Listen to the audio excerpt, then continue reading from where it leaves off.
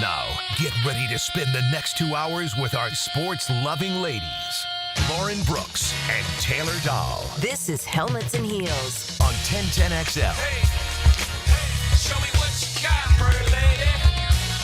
Hope everybody had a great 4th of July out there, a safe one. I think most people that I talked to enjoyed their 4th, and it was fun, but also relaxed. Yes. Nothing too crazy. Yes. I think that a lot of, especially when it's so hot, like when it's that hot and you're outside, whether you're in the pool or at the beach or just riding your bikes around, whatever it may be, the sun drains you, and it hits hard once like 6, 7 hits, you're like, wow, I'm very tired. And that's what happened to me. But it was great. I love days like that. I love days when I'm just on the water, having some drinks, having a good time.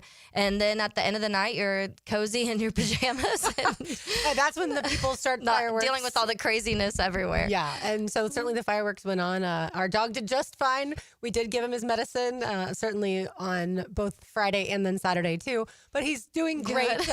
So we survived. I saw a post and someone had a video and they're like, I think my dogs didn't get the memo that they're supposed to be scared of the fireworks, and it was like 4 Frenchies and they're all just like staring up at the sky just like in amazement that there's fireworks. I'm like, they're lucky that you did not have to deal with that, because if your dog is scared, it's sad, and it's also they're shaking. Like my dogs growing up would literally be shaking, and I'm like, these poor things, it's okay. Ours would shake if we didn't give him the medicine that recommended. And then at like 3 a.m. is when he's like, oh, the fireworks have stopped. I would like to go outside now. And so either way, we survived. All right. I want to thank Tyler Dragon of USA Today Sports. He has no idea, but he inspired our first topic today, Taylor Dahl.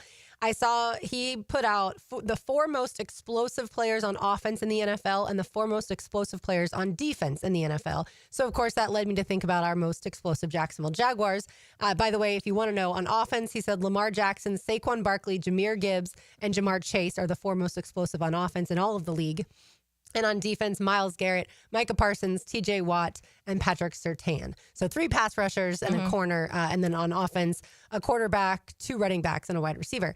So as far as your Jacksonville Jaguars are concerned, who are the 5 most explosive players? And I guess I should define explosive the way I think of it. And that, to me, is a really twitchy athlete who's also incredibly good at their position. Yeah. So some people would say that the Jaguars have tons of explosive players if you're an optimistic fan. Yeah. Some people would say the Jaguars don't even have 5 explosive players. We shall see. But I will give you my first one, and it's going to be no surprise. Brian Thomas Jr., the wide receiver, is absolutely, to me, the most explosive player on the Jaguars. Yeah, and that's what I think it is, how you define that word explosive, and I think different people may go a little bit of different routes. When you look up just the definition of it comparably to the NFL terms or football terms in general, they say one who demonstrates exceptional speed, power, agility, often resulting in big-time game-changing plays. To me, I took a little bit of that because I think I think explosiveness, you go to speed automatically when you're talking about that, but I don't know if you technically have to be the fastest where you're running a 4.3 or, whatever the case may be. Sometimes there's that in-game speed that you can talk about, a guy that's on the field and all of a sudden the burst and things like that are just a step up above than anybody else. And then I think the making plays guys, to me, that are explosive are sometimes the ones that are getting a lot of interceptions or, able to get to that quarterback, even if it's not maybe leading directly to sacks, but you're making those, you have that initial step to where you're able to get the pressures and kind of wreak havoc in the backfield and things like that. So I do think that the definition is a little bit different, and you can make arguments for a lot of different players on the Jaguars. But to me, I do think it's a combination mainly of those things. You talk about speed, you talk about power, you talk about making big plays, and Brian Thomas Jr. can do all of that. He checks all the boxes when it comes to that true definition of what an explosive player is in the NFL. And I think that when we go through, even if we went through the entire NFL, not even the Jaguars, I still would put him in that because he's just that guy. Like I said, if you can mark all of the boxes of what explosiveness is, then you are that player. You're the definition, the epitome of what explosiveness is. And Brian Thomas Jr. in 1 year has proved that he can be that. And so now you add the comfort at the NFL level and hopefully more comfort with Trevor Lawrence and all of these things in a scheme that works better for you and for the team in general. And I just expect that to take an even bigger step up. Yeah, he's not only got the speed, to your point, but he is a game changer. The opposing defenses have to make sure that they know where number 7 is on the field at all times. And even with, like we've talked about, even without Trevor Lawrence last year with Mac Jones, who isn't a great starting quarterback, but he, of course, had to assume that role once Trevor went down and was done for the season.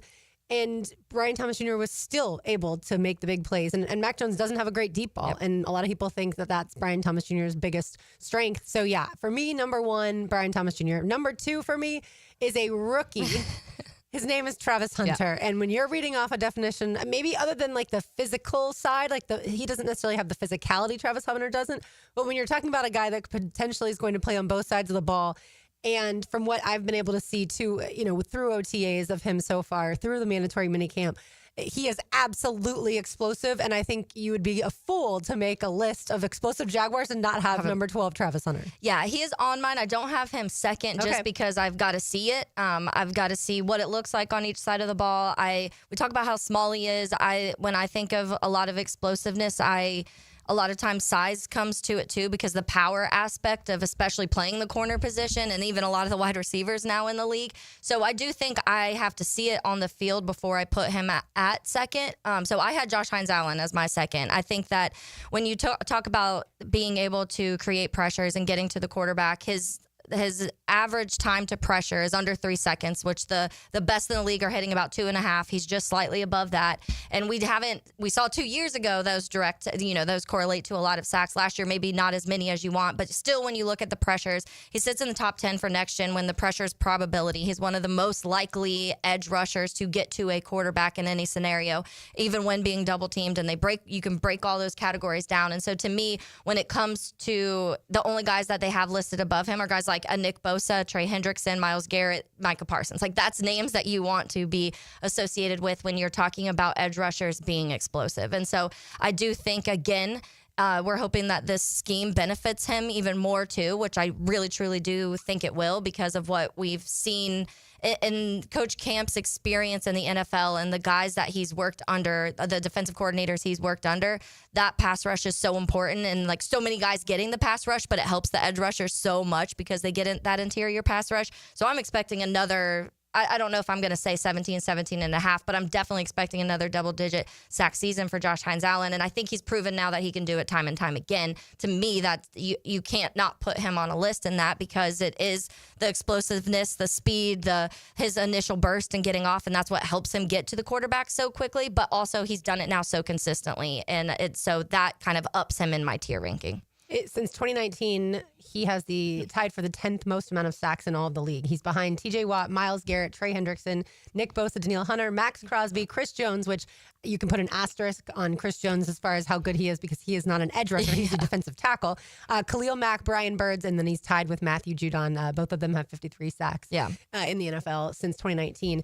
Yeah, I'm with you. I have him fourth on my list, which if Josh was here, he probably would be a little upset about, especially now that he has trimmed some of that weight that he was asked to put on last year. But yeah, to your point, Josh Hines-Allen, there are very few teams in the NFL that wouldn't want him on their team. Not just because of his skill set on the field. That's fantastic, as we've just detailed, but also who he is as a person in the locker room.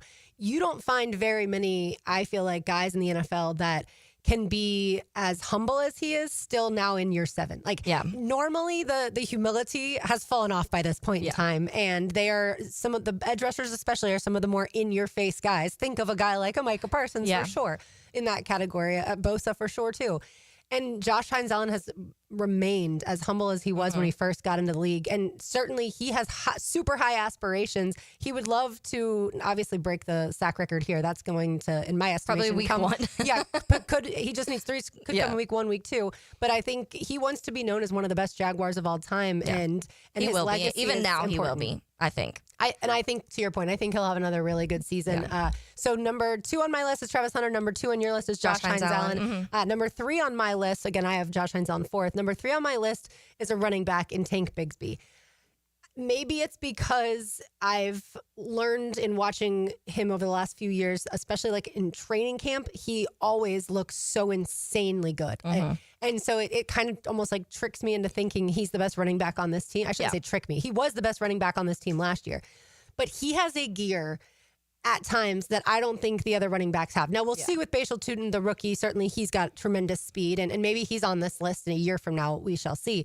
But Tank Bigsby, there are moments that I think when he's able to hit the hole at full speed, there are not a lot of running backs that are better in that moment. And so I've got Cartavius Bigsby, number 3. Yeah, I have Tank on my list too. Tank's 5 on my list. Okay. But similar reasoning. I think that when you talk about running backs to me, and there's different types.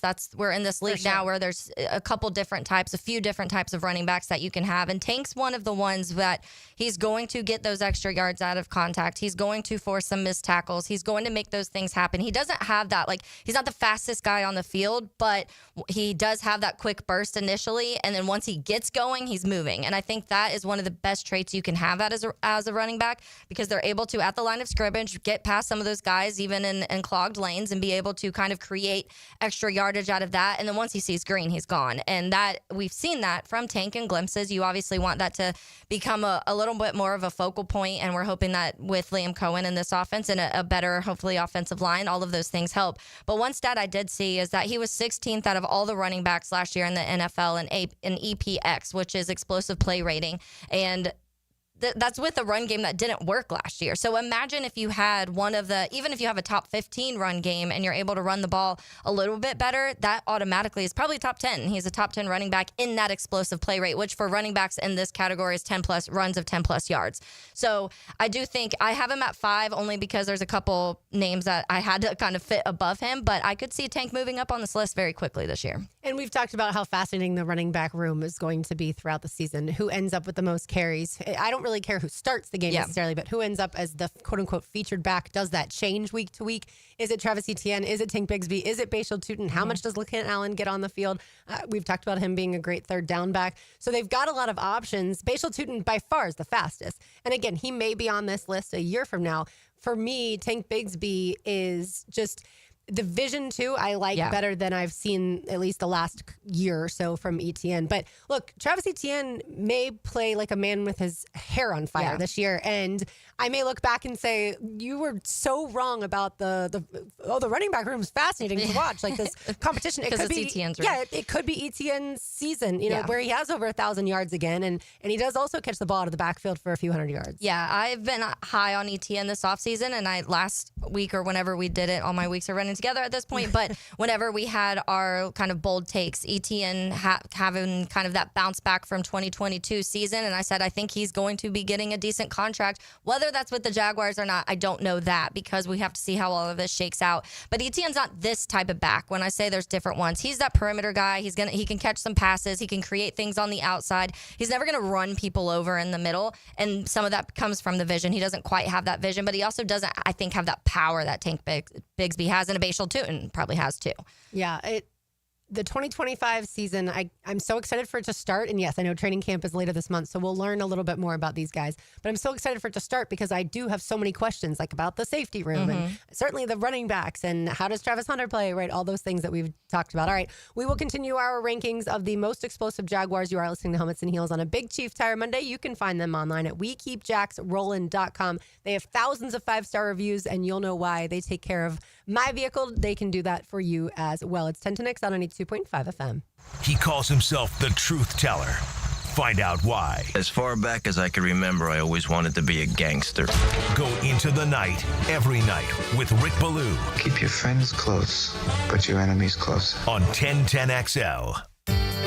Joint replacement surgery is always a tough decision, but relief from chronic pain may be just around the corner. Dr. George Barra here, and there's a lot to consider to make sure you get the proper diagnosis and best path back to the range of motion and mobility you had. Age, lifestyle, and overall health all play a part. Let the team at Barra Orthopedics give you a full analysis to help you make the best decision. Log on to barriorthopedics.com or call the office to make an appointment. With offices across Jacksonville and ready to help you feel good again, we'll get you back on the road to recovery at Barra Orthopedics.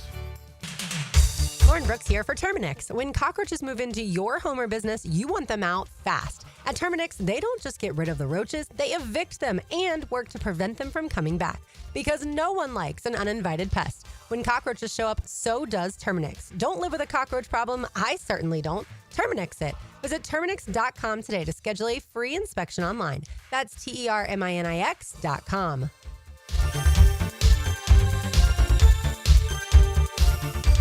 Call 904-500-COOL. Ideal conditions Service. Need a new air conditioning system? Don't sign anything. Call Ideal Conditions Heating and Air Conditioning, your AC experts. Just ask your AC. For brand new systems, we have special financing for 60 months, subject to credit approval and for approved systems. Call for details. Call 904-500-COLD. Honk if you see us. Call for service. Ideal Conditions. IdealConditionsJax.com. Ready to add some value to your day? The everyday deals at Sonny's have got you covered. Right now, you can get the pork big deal for 10, the pork and rib combo for 12, all you can eat ribs for $19.99, and our new loaded barbecue potato for $11. Available all day, every day. And that's why it's always Sonny's here. Sonny's Barbecue, local pit masters since '68.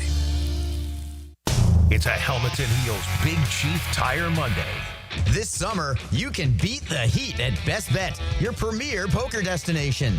Whether you're a seasoned pro or a first-time card player, you'll find a cool retreat from the summer heat with thrilling games, big payouts, and refreshing drinks. Join us for an unforgettable experience. Cool off and cash in at Best Bet. The stakes are high, the cards are hot, and your chance for fun is guaranteed.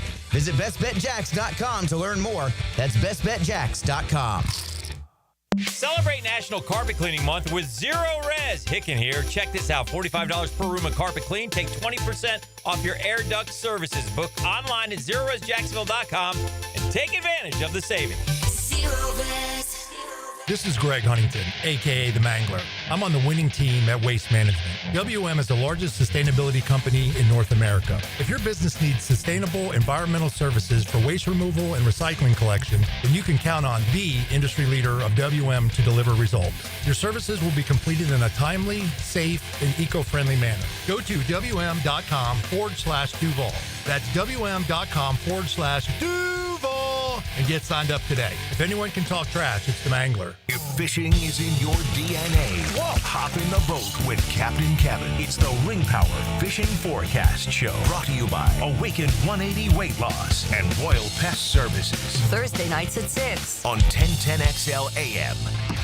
Right now, you may be running a little late, or feeling stressed, or overwhelmed, and you may be going a bit over the speed limit.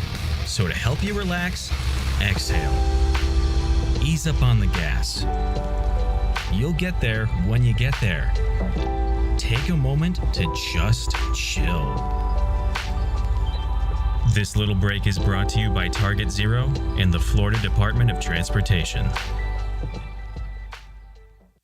Brian and Angela Wall here with Window World. Hurricanes happen in Florida. That's not news. But what happens even more often than hurricanes are home break-ins. And if security is important to you, you might want to look into hurricane-rated impact windows. What you may not know is that hurricane-rated impact windows not only help protect your home in case of a hurricane, but they also offer another level of security for your home. Have you seen those videos on YouTube that show people trying to break through an impact window? A thief is way too lazy to spend his energy trying to break through one of our impact windows. That's why he doesn't have a real job like you. He'd rather break your non-impact window while you're at work. Window World has high-quality, very affordable hurricane-rated impact windows to help protect your home from hurricanes and from lazy thieves. Call us today at 904-443-7001. Get a free estimate and see for yourself. You save energy, get more security, and the windows add value to your home. With all Window World windows, you get the best guarantee in the window replacement business. Window World, simply the best for less.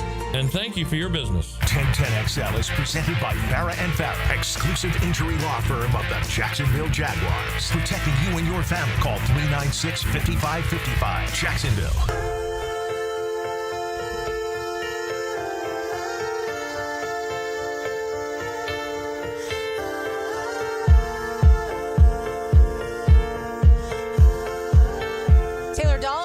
I'm Lauren Brooks with you, going through the most explosive Jacksonville Jaguars. I've got Brian Thomas Jr. number 1, Travis Hunter number 2, Tank Bigsby number 3, Josh Hines-Allen number 4. So Taylor, I'll just give you my 5, and then I have an honorable mention. Okay. My 5 is Trayvon Walker, and my honorable mention is De'Ami Brown. Trayvon Walker, the other edge rusher, who of course goes alongside Josh Hines-Allen at trying to wreck quarterbacks for the opposing teams.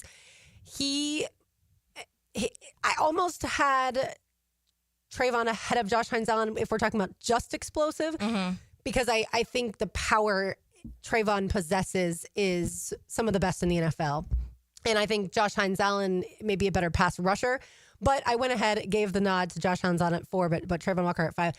I think if you were to design a football player in a lab, a defensive player in a lab, you would design Trayvon Walker.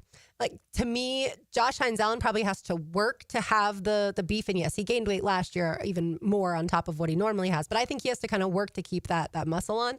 I think Trayvon Walker, if he didn't play football, would look similar to how he does now. Like, he is just an insane physical athlete, physical specimen on this planet. And now that he's learned the pass rush moves too, I think will be able to combine his natural explosiveness with those techniques. And look out. I said it last year. I thought Trayvon Walker would end up with more sacks than Josh Hines-Allen. Yeah. Just because of a few different factors. Hines-Allen, of course, the prior year, it was a contract year for him. And I've seen the growth of Trayvon Walker. I think they're both incredibly talented. But there is something just freak athlete special about Trayvon Walker. And De'Ami Brown, I have been so impressed, you know this, watching him at OTAs, watching him through minicamp. The chemistry that he and Trevor Lawrence have developed is fantastic. But we're talking about explosiveness. This guy is incredibly explosive. Now, we haven't seen it in a full season. Yeah. He had a great postseason with the Commanders last year, but for a lot of the regular season, we certainly weren't talking about De'Ami Brown. So he has to certainly prove it especially to the Jaguars fans. But my goodness, if what I've seen so far through OTAs and training, or through mini camp extends into training camp and then the season, De'Ami Brown is definitely a guy that's going to be hot on people's fantasy rankings. Yeah, I honestly do not have either of them on my 5. Okay. And Trayvon Walker could easily make my 5. When I was going through it, like I said, I think it's. I also was trying to give some love to different pieces of the team as a whole, some offensive, some defensive, but different defensive. And I think there are several players. When I first did this, I joked to you, like, I don't know if I have 5. As I started going, I was like, I could go through 5 and I can make sure. And honestly, I could have probably gone to like 7, 8 to where I was confident that those 7, 8 I could put in this list. Trayvon Walker would have been right there. I honestly probably could have knocked Tank Bigsby off, honestly, and put Trayvon Walker in there because he is that guy. To your point, I think Josh Hines-Allen is a better pass rusher. And when I think of an edge position, that's what you think of first. But Trayvon's really good. The reason that you can compare him to, like, the one comparison to me with an Aiden Hutchinson, for example, which is always going to be the thing. Aiden Hutchinson is one of the best pass rushers when it comes to just pure pass rusher in the league. But Trayvon Walker's been able to really develop and perfect the run game side, the run stop side of that, which I think is really important for an edge rusher too, an undervalued thing of edge rushers sometimes. That's why guys like Jared Verse automatically come out and are the way they are, because you are able to do multiple things at that position. And I do think that's important. But to me, that's not as an explosive as having that true guy that can just get to the quarterback, you feel like, every time. So that's why I didn't have him on. But I could, like I said, I could have probably bopped Tank off and put Trayvon at my number 5. But I had Brian Thomas Jr. My number 2 was Travis Hunter. I didn't get to that because we had flopped those. But obvious reason, it was Josh Hines-Allen, then Travis Hunter at 3 for me. But the reason I had him at 3 is I just think I have to see it. And I mentioned that in the last segment. I want to be able to see the lack of size and the both sides and some of the things transferred to the NFL the way we want them to do. But I could see this easily being Brian Thomas Jr. and Travis Hunter 1 and 2 on a lot of people's lists next year. And like I said, not just for the Jaguars, but in the NFL. And then I had 3rd, Josh Hines-Allen. 4th for me, I had Tyson Campbell. I think that when Tyson Campbell's healthy, he's one of the better quarterbacks in the NFL. And I want to see that so badly because we've seen glimpses of it. And just because annoying injuries, nagging injuries has kind of come up, I feel like it's taken away some of the shine of moments that we've seen from Tyson Campbell. But when you talk about a prototypical what you want to see out of a corner, when it comes to size, when it comes to athleticism, when it comes to burst, when it comes to speed, when it comes to avoiding that separation with or being able to avoid separation and all of those things, Tyson Campbell's so good at all of those things. And I think that maybe not getting a ton of picks every year and, like I said, the injuries, some of that I think may factor into people saying he's explosive. But to me, when it comes to a cornerback being able to do so many different things and under defenses that have struggled heavily and guys that when you didn't have anybody across from you, he was still able to excel in those situations. And for me, in a coach camp defense, hopefully with a corner across from him that is better than a Ronald Darby, then you're going to be able to see Tyson Campbell, the glimpses we saw a couple years ago. And when people were saying he was a top 10, if not higher than that cornerback in the NFL. Yeah, I think to your point, the lack of interceptions is the thing. And not that it's a stats league. It can be, but not that that's the whole focus is just a stat. But in watching him, he's not able to really get his head around and then get his hands on a lot of the footballs. And that's, I think, the reason I didn't put him in my explosiveness. He could absolutely change my mind this season. Like you said, we've seen him when he is not dealing with like a soft tissue injury, a hamstring, things like that. We've seen him guard a Justin Jefferson and pretty much win that matchup. But because there have been the injuries, and also, yes, to me, he's not the ball hawking type of corner. So that's why I didn't have him. But I want a year from now, for when we're doing this, to be like, oh, Tyson Campbell has moved up from out of my list to now number 3. Yeah. And that's what this list, to me, as I was making, I was like, this could change so drastically in 2 months, honestly. In September, my list could look massively different. And so, yeah, I had Brian Thomas Jr., Josh Hines-Allen, Travis Hunter, Tyson Campbell, and then my last was Tank Bigsby. I did have a couple, I could see these making my list this year, or ones that just barely missed, and Trayvon Walker obviously being one of those. But I also had Jarian Jones. I think that I'm a big fan of Jarian, obviously, and we will see what that looks like this year, because you don't, with the outside corner, what exactly are they doing? Is he going to even be starting? We really don't know what Jarian how much playing time does he get? I don't know.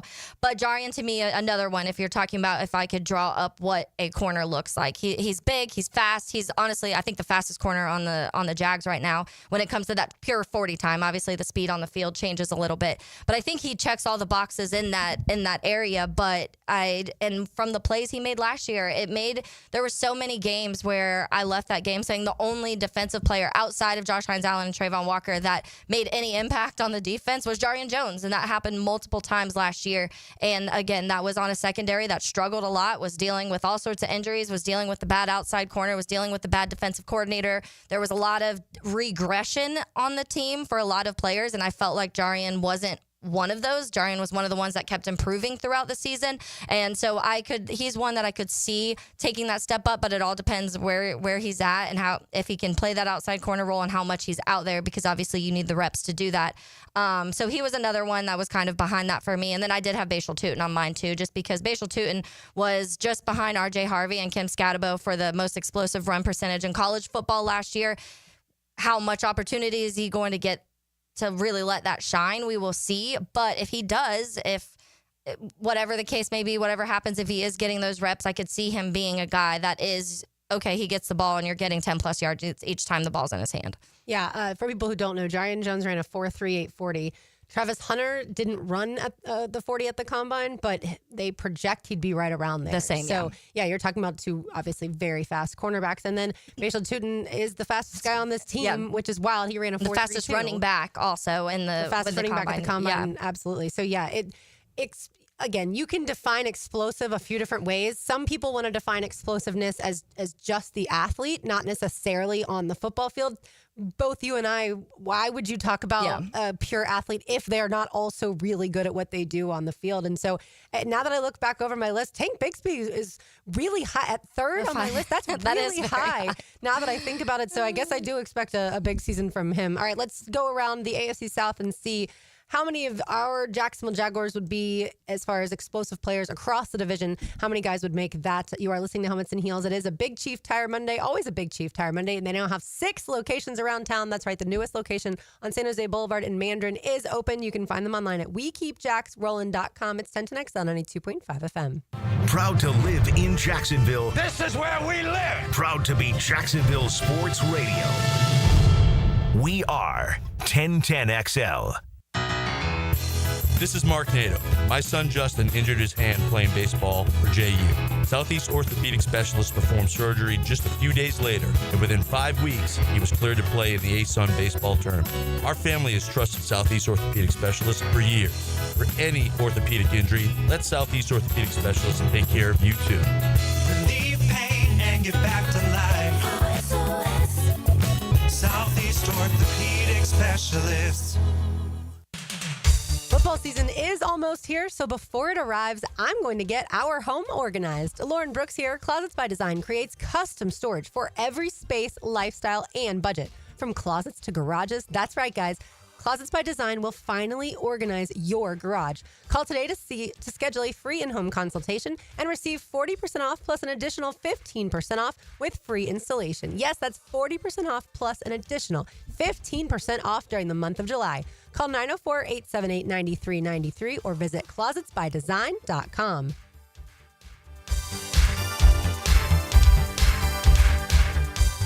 Storms don't wait, so why should you? Protect your home and your wallet with Universal Roof and Contracting. Save 15% on roof replacements and repairs now through July 31st. And financing is available with payments as low as $115. Call 855-ROOF-HELP for your free inspection. Universal Roof and Contracting. Protecting your home, building your trust. License number CCC 057165, CBC 1258484. UniversalRoof.com. Helmets and heels. It's a Big Chief Tire Monday. The local Jacksonville shop for fair prices and service you can trust. We're certainly facing interesting economic times. For me, it's comforting to know my money's in good hands with ITP Partners. Jacksonville guys taking care of my Jacksonville money. Experience? Yeah, that's Chris Bryan, Jeff Hartman, Reagan Wright, Dan Abel, Scott Regner, Janice Cobb, and Reed Wingate. They have the expertise and knowledge to take care of your money. For more info, go to itppartners.com. ITP Partners, they're my financial partners for life.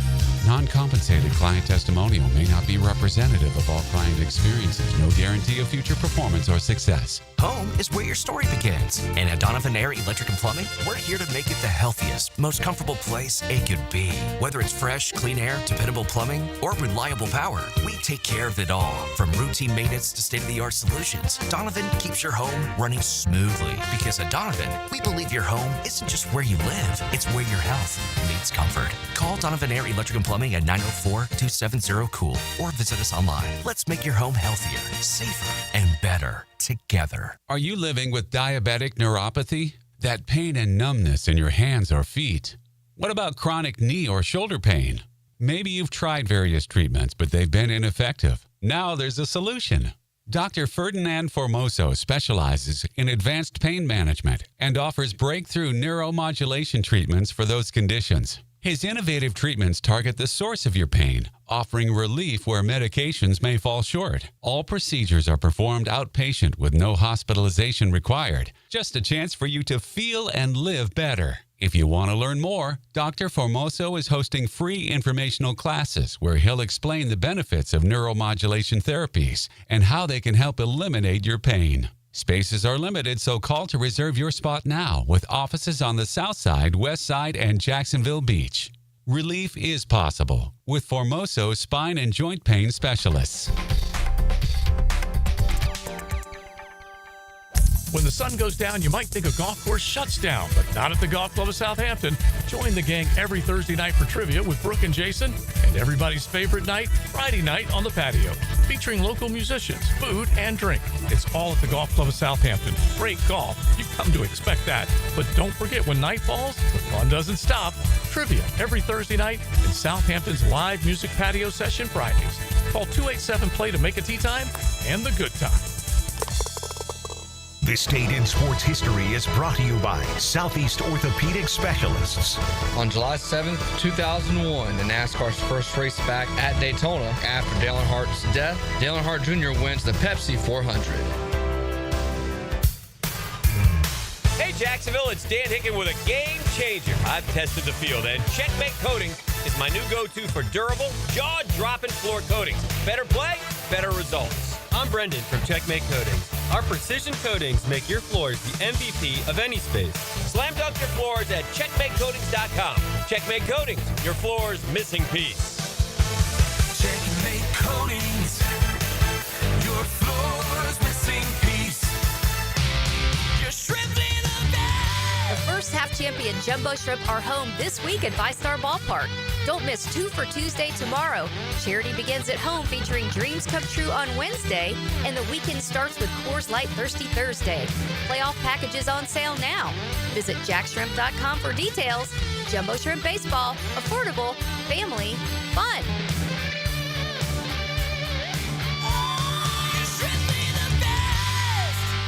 1010XL is excited to support an evening of all-star fun as comedian David Spade joins MC and Gator basketball great Patrick Young to induct Olympic swimmers Nancy Hogshead and Ryan Murphy, golf legend Jim Furyk, and the iconic Lizard King into the Sawyer Sports Foundation's Jacksonville Sports Hall of Fame, presented by the Nimnick family of dealerships. Saturday, July 26th at the Community First Igloo.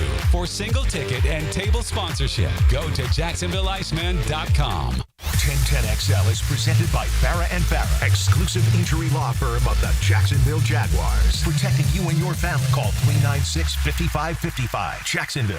Oh, Saturday sun, I met someone out on the West Coast. I gotta get back, I can't let this go. Saturday Welcome back to a Big Chief Tire edition, a Monday edition of Helmets and Heels. We are talking about explosive players in the AFC South. We've just listed who we think, Jaguars-wise, are the explosive players. Anyone on the text line bring up anyone, Taylor, that we did not mention in either of our top fives? So I'm going through now. A lot of people for sure are adding Trayvon Walker. I have a few lists on here. So Brian Thomas Jr., Travis Hunter. Someone has Travis Etienne as their third, which we did just talk about how I could make an argument for putting Etienne in there. And when you talk about, there's definitely been years, if you go back to 2022, especially where I remember a lot of conversations being like Travis Etienne could be one of the more explosive players in the league because he was just breaking so many long runs that year. And when you're talking about running backs, that's what you are focusing on. And so he has, number 3, ETN. We had Josh Hines-Allen at 4, and then Trayvon Walker for number 5, and that was from the 9475. And so that was that list. So let's see. I'm trying to think if there was another one. I saw one on here. More people, there was some arguing about having Josh Hines-Allen on the list, saying he hasn't been consistent, which I know if you look at pure sack numbers, maybe you are saying, okay, well, if you're going from 7.5 to 17 and then back down to under double digit, then, but I think you also have to look year to year what was happening. I also think you have to look at sometimes just pure pressures because one of the biggest struggles, Lauren, and we've talked about this a lot with the Jaguars, has been able to create that interior pass rush, which affects the outsides a lot. When you go to the league at the better pass rushers, especially teams like Philly, who is setting sack record numbers, it's because their entire line can get to the quarterback, and that obviously helps create a lot of things for a lot of people. But Josh Hines-Allen is in top 10 pressures in the NFL in his career. Like in the last 4 years, I just looked at the one stat. In the last 4 years, he's top 10 in pressures. So he's doing what he needs to do. Sometimes that closing is part of it, but I do think there's other factors that have related to that. And when you look at the pressure, I mentioned that number. He's under 3. I think it was like 2.8 second time to pressure, which the best in the league are hitting 2.5 time to pressure. And so he's with a lot of really good names. So if you're going to say he's not one of the more consistent the last 4 years, then you're saying Trey Hendrickson's not, and Nick Bosa's not, and Micah Parsons are not, because they all have similar numbers and all of those things. But I get maybe if you're looking at pure sack numbers, because that's kind of what it is. Somebody said, I think Trevor Lawrence deserves to be an honorable mention when he plays. I was totally going to mention that we did not put the quarterback in our most explosive. Spoiler alert, because we were going to talk about our AFC as general. I don't have any of the AFC South quarterbacks as my most explosive players. Either, but if there was one, I would have Anthony Richardson ahead of CJ Stroud. And it's funny because I was like, should I? That's crazy. But it's still, he has that explosive side of it. He's so inconsistent and crazy, and it's erratic, and there's a lot of things happening.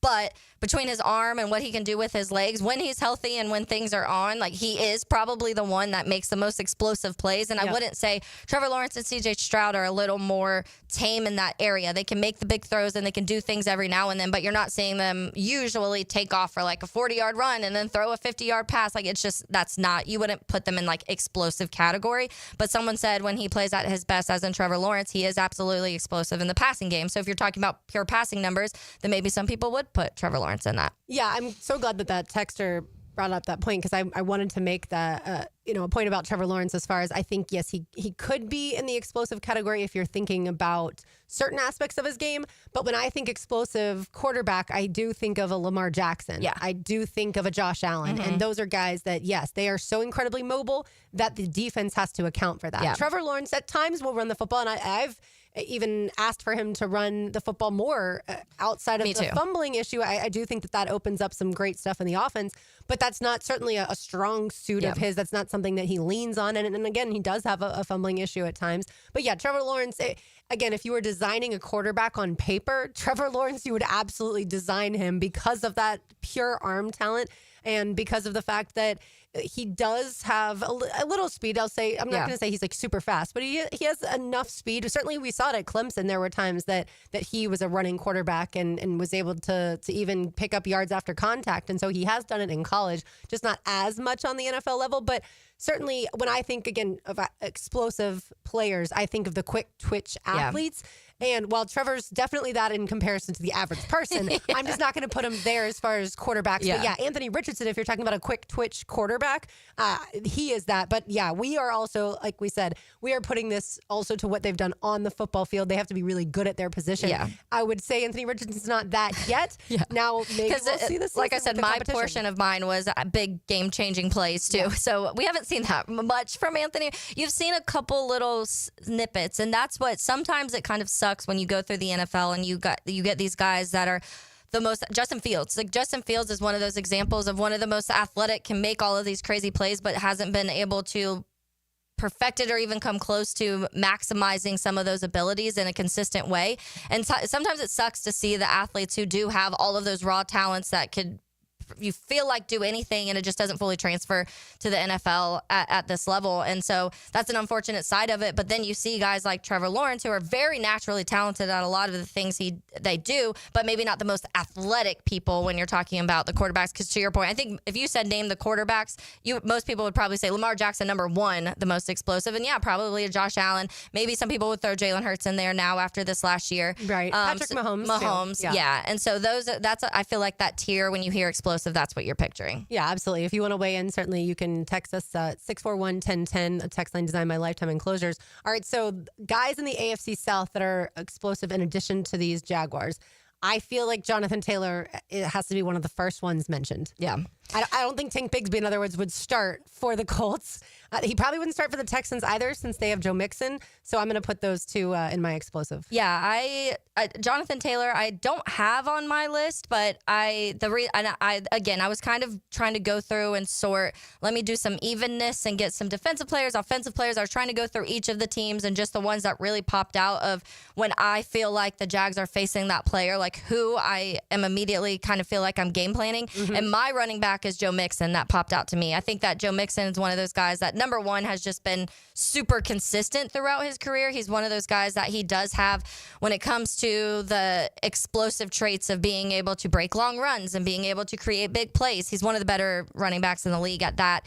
So I do think Joe Mixon pops out to me a little bit more, even though I think Urban Meyer didn't know who Joe Mixon was, I believe.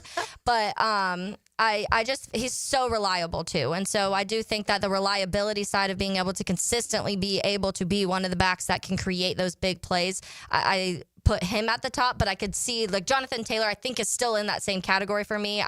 When I was thinking of which running back in our division would I say, hey, I would take this one right now, Joe Mixon was the one that I would probably snag. Yeah, I think I'd take Jonathan Taylor, but I understand your argument. He had almost 1,500 yards last season and 11 rushing touctouchdowns, Jonathan Taylor did. And that certainly was an offense that, if they weren't running the football, they really didn't have a plan. And so, I would take both of those running backs, again, ahead of Tank Bigsby, even though on this team, I think Tank Bigsby is a very explosive player. All right, elsewhere, I'll go. And by the way, I think Brian Thomas Jr., Travis Hunter, and Josh Hines-Allen would be the three Jaguars that would, for me, be ahead. Still in the explosive. If other teams were looking at, if you're starting to pull other players in, they'd still make the top 10 or whatever. Yep. And then I'll go through some other ones. Taylor, I've got Nico Collins. Yep. I would imagine you do as well. Oh, yeah. Nico Collins is one of my favorite wide receivers in the NFL, honestly. And I hate that. Right. I truly hate it because I wanted so badly to not feel that way.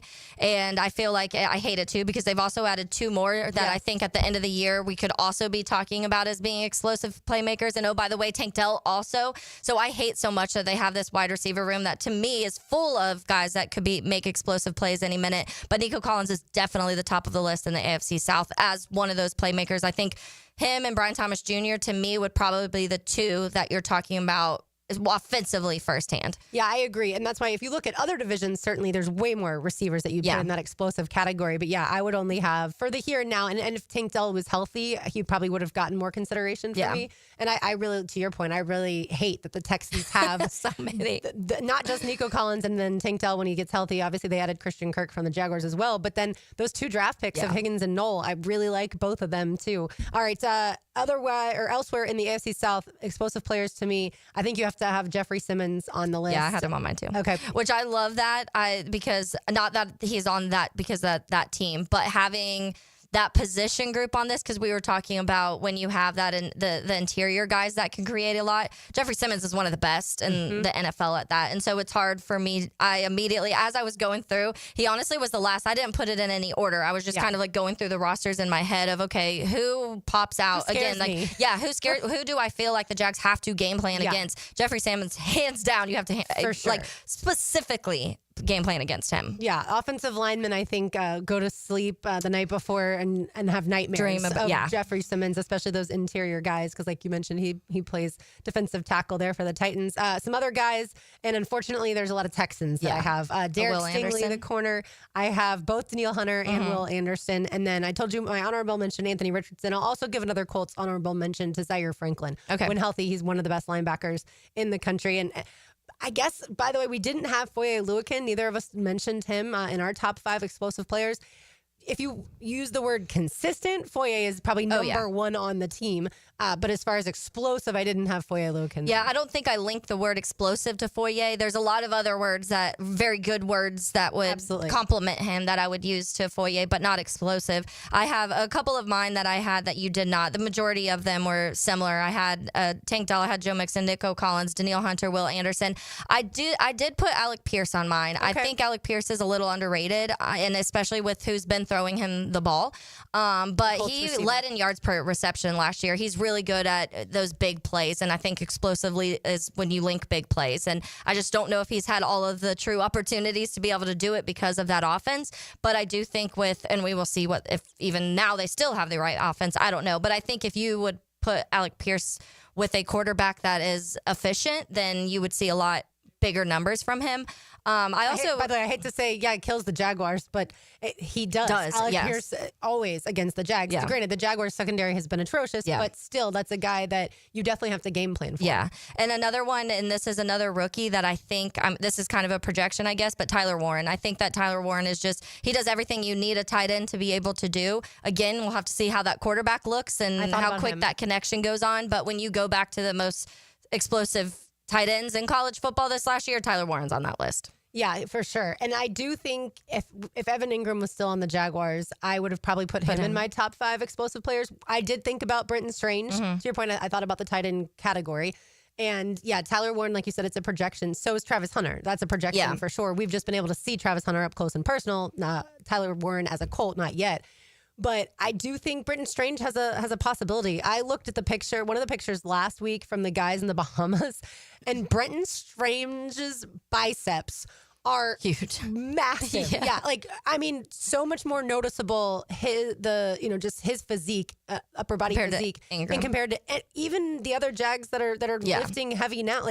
I was blown away by that picture. Yeah, he's definitely that type of tight end. And so we talk about the different type of backs. He's a kind of a different type of tight end too, especially from Evan Ingram. Evan Ingram was a wide receiver in my eyes. Someone said on the text line, which this is a good one too, which we didn't even mention, but think Nick Chubb is sleepy explosive. Nick Chubb, if he's even 80%, he's one of the most explosive players in the AFC South, hands down. So that's a really good one. I honestly kind of forgot, which I think I wanted my mind to forget that he was there. And we were just talking, obviously, to Mary Kay Cabot last week, and she was saying that she thinks, from what she's hearing, he's healthy, and that she thinks that he could still be the Nick Chubb that we saw glances of right before the injury, which if that's the case, if you were watching that game where he went down, it was all the Nick Chubb game. If you're having even, like I said, 80% of that, you're getting a very dangerous, explosive player. Yeah, the problem as to why most people don't think the Jaguars will win the division and the Texans will is because as we go through this exercise, you put a lot more Texans near the top of these types. Yeah, we each had 5-6 at least. Yeah. And look, the Jaguars, we've said this many a time. This season, especially now with Liam Cohen at the helm of the offense and the offense being radically different, and the defense being radically different too. New offensive coordinator as well. Yeah, the all new of it. defensive coordinator. Yeah, certainly. There may be some studs on this team that Liam Cohen's able to get the best out of, and we have no idea just how productive they'll be. But for the here and now, we know how good some of these Texans players are. And yeah, to your point, the 1-2 punch, and I guess I should say pun intended, when it comes to Joe Mixon and Nick Chubb, the punch intended part, of course, being that could be very dangerous. Yeah. And then Mixon you don't, has punched someone. if you have a run game that you're that scared of with two different players, and you have all of the explosive wide receivers that they potentially have if these two young rookies come out and do what they do, and Christian Kirk adds that slot side that they've kind of needed to, especially with Tank Dell not being there, you're losing one of your main go-tos for CJ Stroud. Yeah, it could be. I could see people looking at that roster and talking about on both sides of the ball, they have the better players in the division. And it boils down to how do the quarterbacks play, as we know. That's not all that it is. And offensive lines. But if a quarterback can elevate those around him, if CJ Stroud is able, regardless of the offensive line's play, if he's able to elevate that team, if Trevor Lawrence here in Jacksonville, regardless of the offensive line, because I don't think any of the teams in the division have a great offensive line. Yeah. The Colts is probably better than the other three. Yeah. But most people would probably look at the Titans, the Texans, and the Jaguars as being three of the worst offensive lines. And I'm sure you could pull up PFF's grades and they would agree with that. Yeah. But I feel like Again, it's the quarterback. That's why we talk so much about what are the Colts going to do. Is it going to be Daniel Jones or Anthony Richardson, or how does that end up looking? If CJ Stroud has a great year, if Trevor Lawrence has a great year, that's the team that's going to win the division in my estimation. Yeah, and I think, though, what we've seen is when these quarterbacks are behind bad offensive lines, they're not very good, or at least not very consistently good. And so I do think that if the Texans fix their offensive line better than the Jaguars fix their offensive line, then to me that correlates to seeing a better CJ Stroud, which correlates to them winning the division. And so it's not just that. There's obviously a lot of pieces of that, but that was one of the biggest issues last year of CJ Stroud's regression. Almost everybody directly links it to that sack number that drastically increased from year 1 to 2. And then for Trevor too, the reason that, not saying direct injuries, but still we've had this like nagging injuries the last 2 years, and you can correlate that too. There's a lot of having to move out of the pocket before he wants to, a lot of getting hit maybe when he shouldn't have, if the line is protecting him for 1 second longer. And so I do think that it doesn't have to be great. I'm not saying it has to be a top 10 offensive line, because I don't see either of them doing that in one offseason, drastically changing it. But I do think all of that kind of correlates together, because we've seen these two quarterbacks don't know how to succeed if they don't have that in front of them. Yeah, and I don't necessarily want to break down every offensive lineman, but we know that the Jags and the Texans did have to overhaul both of their sets of guys. And so, yeah, you're right. The offensive line play does dictate a lot, but there are quarterbacks like a Joe Burrow who doesn't care what the offensive line is doing and is still able to be successful. So I guess that's the challenge. But even Patrick needs it, and we saw that catch up to him. Like if a guy like Mahomes, who's been able to elevate wide receivers that nobody talks about, and offenses in general, last year that offensive line caught up. I think it is a testament to how important the trenches are, which we've been saying for years now. Absolutely. Thank you, Tony Baselli, for entering the chat and hopefully fixing the offensive line here. And hopefully the Texans offensive line is bad once again. Taylor Dahl has a tangent on the other side. You are listening to Helmets and Heels on a Big Chief Tire Monday. You can find them online at WeKeepJacksRollin.com. They always do such a great job with my vehicle. They'll treat you like family. They are family owned. They are fantastic. It's Terminex on 92.5 FM. In your car or out of your car. Get me out of this car. Take 1010XL with you wherever you go. We're online and ready. By downloading our free 1010XL app. Available for all smartphones and tablets. Right now, you may be running a little late, or feeling stressed, or overwhelmed, and you may be going a bit over the speed limit. So to help you relax, exhale. Ease up on the gas. You'll get there when you get there. Take a moment to just chill. This little break is brought to you by Target Zero and the Florida Department of Transportation. Hey guys, Taylor Dahl here of Helmets and Heels. It's the little things like a peach milkshake on a warm day that makes summer sweet. And now you can head to your local Chick-fil-A and enjoy a favorite summer treat again. Hand-spun the old-fashioned way, this refreshing milkshake features Chick-fil-A ice cream and peaches. It's the perfect cold treat to enjoy outside on a warm day or with friends and family after dinner. And it's here for just a limited time, so swing by your local Chick-fil-A and treat yourself today. As a contractor, finding reliable subcontractors is key to project success. Prosser here. Guys, that's where Lloyd's Heating and Air shines. Not just your mechanical HVAC experts, but your partner, understanding every facet of construction to keep your project on track. Lloyd's will spot issues early before they cause delays. If you're a contractor with a need for reliability, visit Lloyd'sHeatingandAir.com. Lloyd's Heating and Air, keeping you comfortable in every season. Hey everybody, it's Mike Dempsey, and I only like to recommend the best, which is why I'm proud to say that I chose Pella Windows and Doors for my own home. And now's a great time to upgrade your home with 0% financing for 60 months. That's 5 years of interest-free payments on the best windows and doors in the business. Don't wait. Schedule a free consultation at PellaJacks.com or visit their showroom on Phillips Highway just north of Bay Meadows. For quality you can trust and savings you can't miss, that's Pella Windows and Doors. It's a Big Chief Tire Monday on Helmets and Heels. Yo, it's your boy E to the T here, and I know that getting into an accident is stressful, but getting the proper care doesn't have to be. That's why I recommend McGowan Spinal Rehabilitation Center. Even if you're at fault, your insurance covers you. And remember, you have the right to choose your own doctor. Even a minor accident can cause whiplash for years if it goes untreated.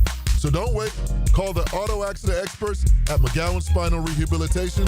Your recovery starts today. What are the only 2 states that do not observe daylight saving time? The answer next. Having the right homeowner's policy protection means you're staying on top of your most valuable possession, your home. For information on finding an agent, go to southernoak.com.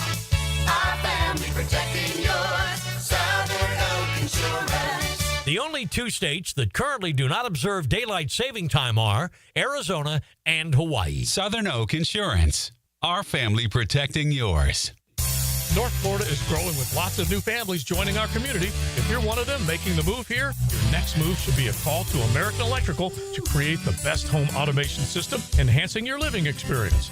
There are many ways your life can be made easier through smart home technology, voice-activated systems, automated lighting, total house temperature control. With American Electrical, they've got everything you need to automate your home and make it your true oasis. Check out American-Electrical.com. Powered by professionalism and raising the excellence bar. Home of the Jacksonville Jaguars. WJXL AM Jacksonville Beach. WJXL FM Jacksonville Beach. Yo, ET here, and I need you to beat the heat this summer with cool escapes and non-stop fun in Clay County. Tackle indoor adventures head on. Throw axes at Live by Axe or smash your stress away at Just Smash That. Then kick back with drinks, good food, and fandom vibes at Nakama Anime Bar or Leaderboard Arcade and Bar. Whether you're blowing off steam or just looking to chill, Clay County got your perfect indoor getaway. Find your cool at exploreclay.com. That's exploreclay.com. I'm here with Clayton Bromberg of Underwoods. How would you describe the typical engagement ring customer that comes in your store? Frank, at Underwoods, we often see customers who've shopped around and are totally confused about how to select a diamond. Now, they're looking for somebody qualified who'll tell them the truth and they can trust. They've heard about certification on diamonds, wholesale diamonds, internet diamonds, deals that a friend of a friend can get them, and the prices will range from unbelievably low to unbelievably high. One of the reasons for the confusion is if you look at the factors of grading a diamond, after you know the carat weight, there are 11 grades for cut, 21 grades for color, 11 grades for clarity, so you got 2,541 different possibilities, each with a different price. That's where Underwoods helps straighten out the confusion, because we have the American Gem Society credentialed professionals that'll guide a customer the right diamond for them. one she'll be happy with for the rest of her life. Underwoods, where customers are served with quality and respect. In San Marco, Avondale, and the shops of Ponte Vedra. I used to dread going to the dentist. Every visit felt like a sales pitch with constant upselling, surprise fees on my bill, and I could never get in when I needed to. But Harbor Dental Care, totally different. They saw me the next day, gave me honest pricing up front, and even set me up with a payment plan I could actually afford. No pressure, no surprise charges, just kind people who get it. If you want to experience dentistry the way it should be, book your appointment today at harbordental.care. That's HARBOUR dental.care. This is your Southeast Orthopedic Specialist local sports update. I'm RJ Saunders for 1010XL. This update brought to you by Clay Solar Installation Partners. Former Florida star Walter Clayton Jr. off to a good start in his pro career. Clayton played 25 minutes off the bench in his first summer league game on Saturday in Salt Lake City for the Utah Jazz. He scored 9 points and dished out 6 assists in a 93-89 win over the Philadelphia 76ers. The Orlando Magic and free agent Mo Wagner have agreed to a 1-year, $5 million deal that will see the big man return to Orlando. He appeared well on his way to a career year last season with averages of just under 13 points and 5 rebounds in 18 minutes per game in 30 contests he played. However, a torn left ACL in December prematurely brought his season to an end. Right now, 89 degrees at 12:58. Time and temp brought to you by Bueller Air and Plumbing. Stay cooler with Bueller. 1010XL is presented by Farah and Farah, exclusive injury law firm of the Jacksonville Jaguars. Protecting you and your family. Call 396-5555. Jacksonville. Love to see you shine in the night like the diamond you are. RJ Saunders, Taylor Dahl. I'm Lauren Brooks with you on this Big Chief Tire Monday. Taylor, when it comes to Notre Dame's recruiting class, we were talking about this yesterday in our Sunday pre-show meeting.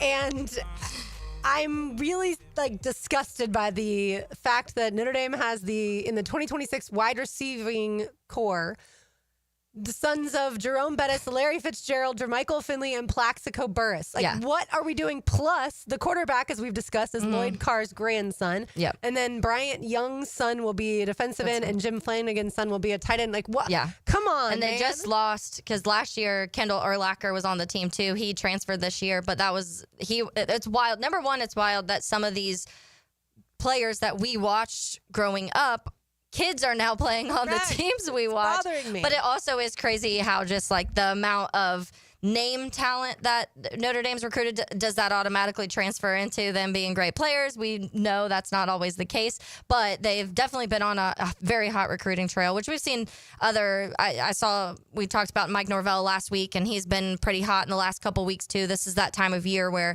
when you're working on that next year's class, you're starting to see a lot of these names start to get committed now. Yeah, FSU picked up a 5-star recruit, cornerback Chauncey Kinnan. He picked FSU over Florida and Miami, so that's good news certainly there for the Noles. And when it comes to college football recruiting, we always now have to look at both recruiting and the transfer portal rankings. Yeah. Because that combined, unless you're Dabo Sweeney at Clemson, who although is starting to use the transfer portal a little bit, that is how you really get an idea of what your roster is going to look like. All right, right now Taylor Dahl has a tangent.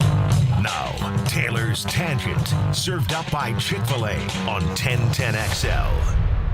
All right, so my tangent today is going to be about how Major League Baseball just continues to screw things up from the top.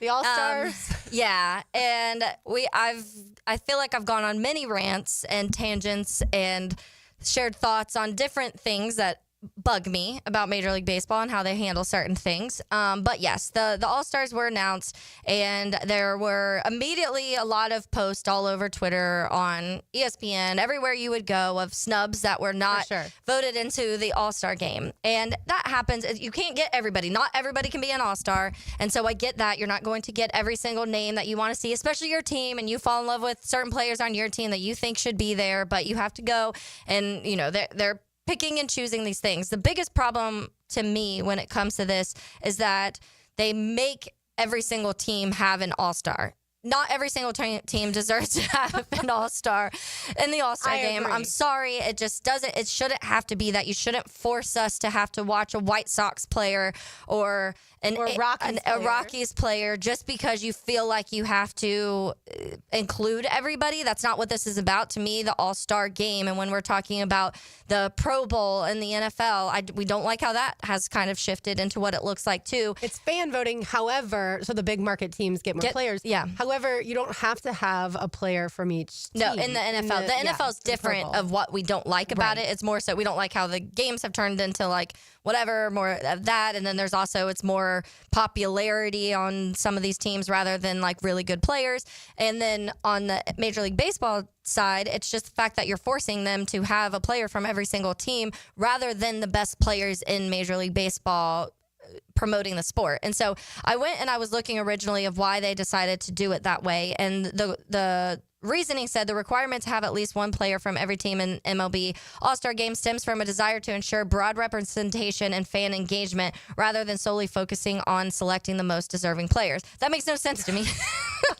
You're doing it wrong. I'm like, okay, so also you want to grow fan engagement, then what you do is you put the players that are well known, and in baseball, the players that are well known are going to be the players that are high performing players. It's not like the NFL where sometimes I think that some of the personalities, there's players that are probably better that just have more personalities, so they get in because of that or because of a team, whatever, the bigger market teams and stuff. In baseball, I think you would truly get, if you're picking stars, then you're picking the players who are playing well, because that's just kind of how things correlate in Major League Baseball. And so it's just, I hate how they do it, because I feel like you're leaving out some of the players that the majority of baseball fans casually and diehard would want to see in an all-star game. And then this year, for example, Juan Soto's not in it. And I get Juan Soto had a slow start, but if you look at his stats the last 6 weeks, he's one of the best baseball players in Major League Baseball right now. He's on a big team, by the way. He plays in New York, so you can't take that away. And I went through and they broke down all the stats of what Juan Soto's looked like this last 6 weeks. And he's leading statistically in almost every category. And you're not putting him in the All-Star game because you feel like you have to put a Rockies player or White Sox or an A. I just feel like you shouldn't have to be forced to do that. And it really bothers me. I hope eventually they'll change it. I don't know. Sounds like Major League Baseball feels like they have to be like, include everybody, and every team should get represented in some form. But there's just too many teams to me.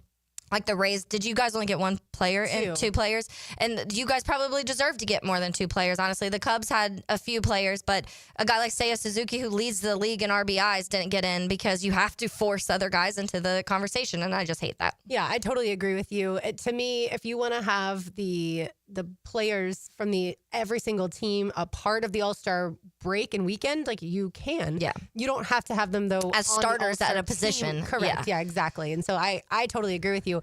Yeah, 2 of the ones, in addition to Juan Soto, Michael Busch from the Cubs, and then Junior Caminero, the third baseman from the Rays, were certainly 2 snubs. And look, to your point, they're not going to always get it right. And baseball is something where if you're not watching every team every night, and that's almost impossible to do, you're not going to see some of the stuff that doesn't show up necessarily on the stat sheet. And I know we have WAR, wins above replacement, and things like that, but you might not understand how good defensively a player is in addition to the offensive numbers, because that's what everyone wants to talk about is batting average, home runs, and things like that. And it's like, that's not all that goes into the sport. You do realize that, right? People like Taylor Walls isn't great offensively. He's the Rays shortstop, but he's one of the best defensive shortstops in all of Major League Baseball. But you don't know that if you're not watching the Rays, and I get that. Yeah, and I think it's hard for baseball because they're also these players, like in the NFL, you're saying, okay, they're a cornerback. What are they doing as a cornerback? In baseball, how much are you weighing the players that are good hitters, but like Gold Glove, great at the best at their position? Because I feel like if you're doing it on both sides of the ball,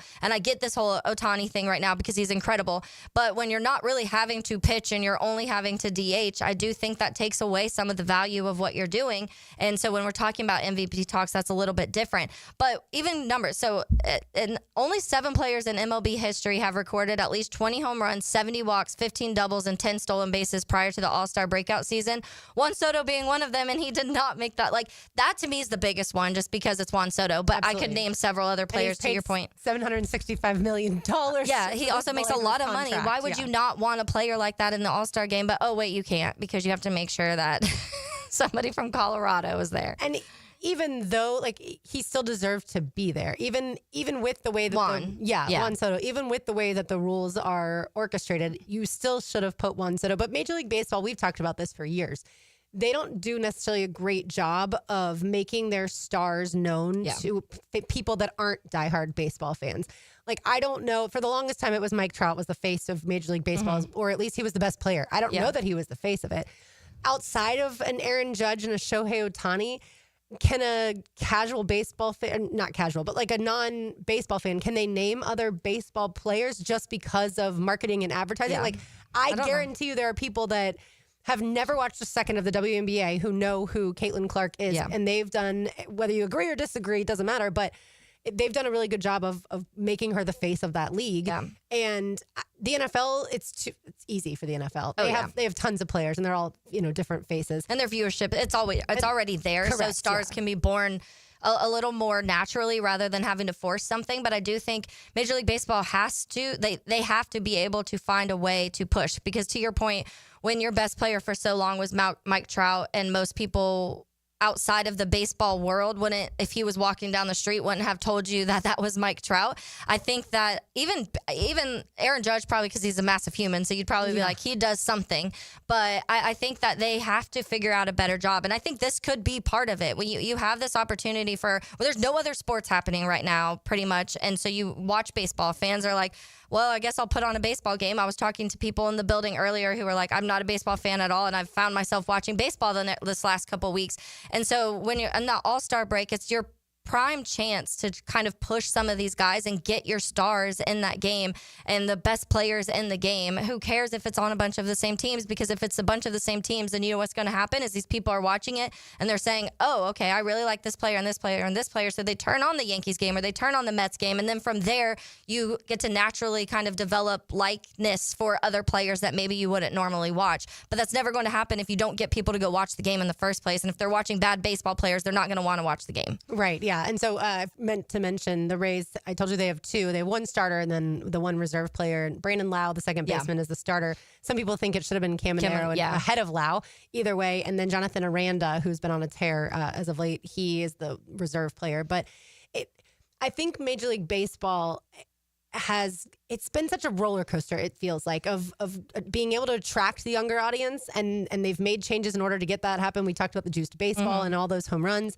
And then I feel like pitch clock and people get excited, and then I feel like the interest fades a little bit, and then it'll ramp back up at times. And I don't know if that's just because it's a slower sport to some people, or if maybe people don't understand this is how you watch every pitch. Like, every pitch actually really does matter in the end. And here's the different types of pitches. And here's what this player should have done differently, defensively, as far as infielders go, or outfielders too, although that one seems a little more obvious. And so I feel like baseball is nuanced to the point that if you don't really understand what you're watching, then I do think you maybe aren't as interested. Whereas you can throw on, for instance, a soccer game. Like we had the U.S. lose last night 2-1 to Mexico in the Gold Cup and final. And like, anybody I feel like can watch a soccer game, not necessarily saying they're going to enjoy it, but they can watch a soccer game. Figure out what is happening. And absolutely. And hockey, I feel like too, as long as you can follow the puck, like kind of know what's going on. Yeah. And I think baseball also is so long. And I think that's part of it too. The baseball fan, like in me, loves that from March to October you have baseball. Right. But what that does also do is it's overlapping at that point with March Madness. You're overlapping with the NFL draft. You're overlapping with the NBA playoffs, NHL playoffs,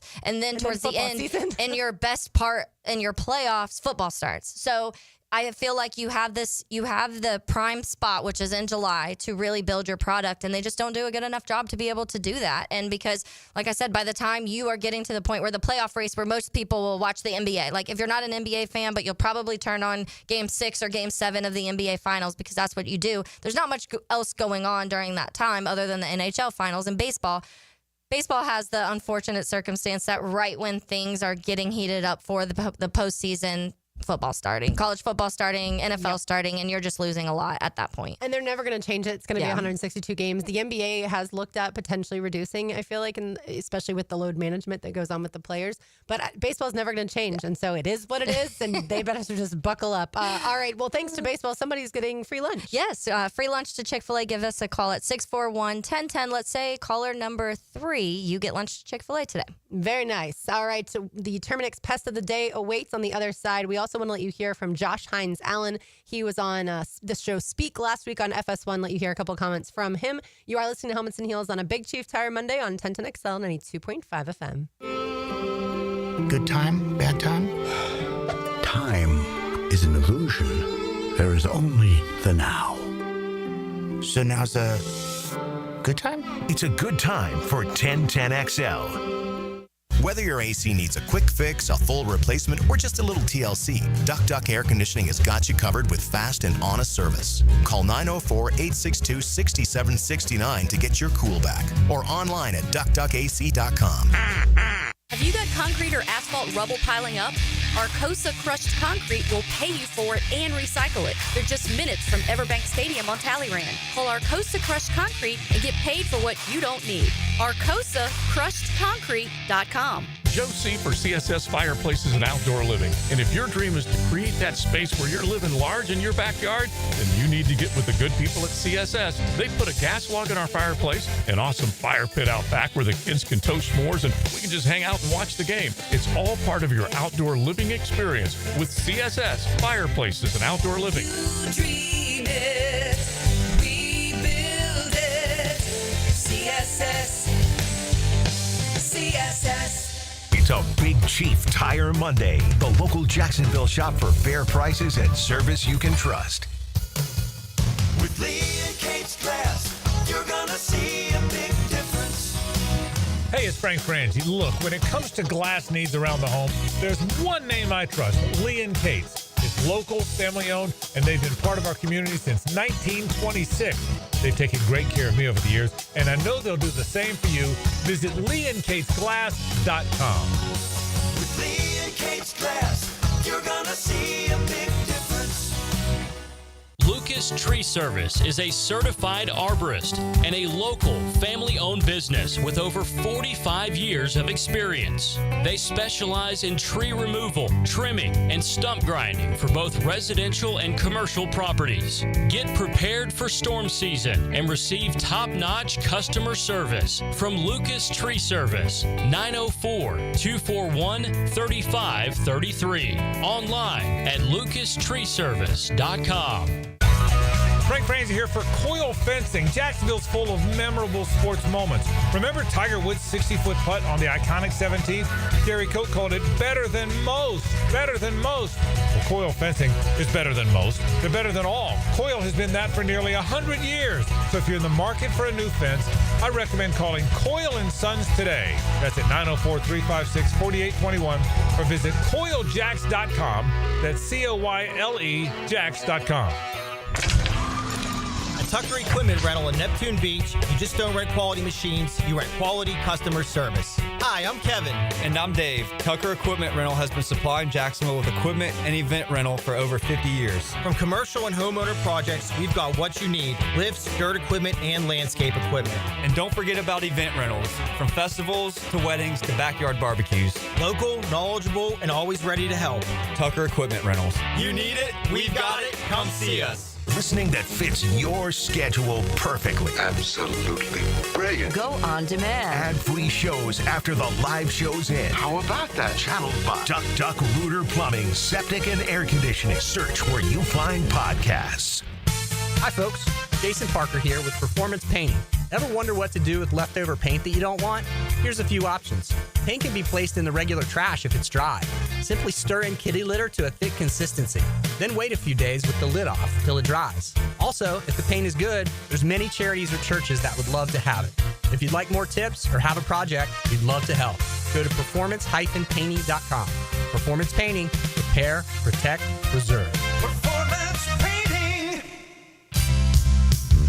Maxed out on credit cards, struggling with high interest debt? You could pay it all off in days with Loan Pronto's Rapid Equity Loan. Hey, it's Prosser here. Get cash out now without touching your low-rate first mortgage. No appraisals, no waiting, no BS. The Rapid Equity Loan Program at Loan Pronto is amazing. One Loan Pronto client just got $300,000 approved in under 24 hours. They paid off debt, renovated their kitchen, and cut their monthly expenses by $1,800. That's a huge turnaround. Instant approvals, low rates, no hard credit pull up front. That's Loan Pronto. Listen, your home equity is yours. Use it. Get cash to consolidate your debt down to one easy, low monthly payment. Call Loan Pronto now for a free instant appraisal for your home and see how much cash you can get today. Loan Pronto is an A+ rated by the Better Business Bureau and have nearly 2,500 5-star Google reviews. Call now and start the conversation. Go to loanpronto.com or call 999-1508. That's loanpronto.com. Guys, your lawn's the home field. Now you can champion your St. Augustine grass. TopDressing.com just hit Jacksonville with a game-changing patented process. Aerate and transform your turf into a fairway-worthy masterpiece. Less water, shorter cuts, and the envy of every neighbor. No one else delivers a perfect 10 lawn like this. Visit TopDressing.com and dominate your block with the same process that golf courses use. Top dress your lawn like the pros with TopDressing.com. Are you ready to reclaim your backyard? Serving Northeast Florida since 1977, Surfside Pools is the trusted name for expert pool design. Family owned and operated, they offer pool service, equipment repairs, commercial maintenance, remodels, and new pool construction. Let Surfside Pools transform your backyard into the oasis that you crave. Are you ready to float happy? Visit surfsidepools.net or call 246-2666. Surfside Pools and Spas, where luxury meets leisure. License number CPC 044-080. 1010XL is presented by Farrah & Farrah, exclusive injury law firm of the Jacksonville Jaguars. Protecting you and your family. Call 396-5555. Jacksonville.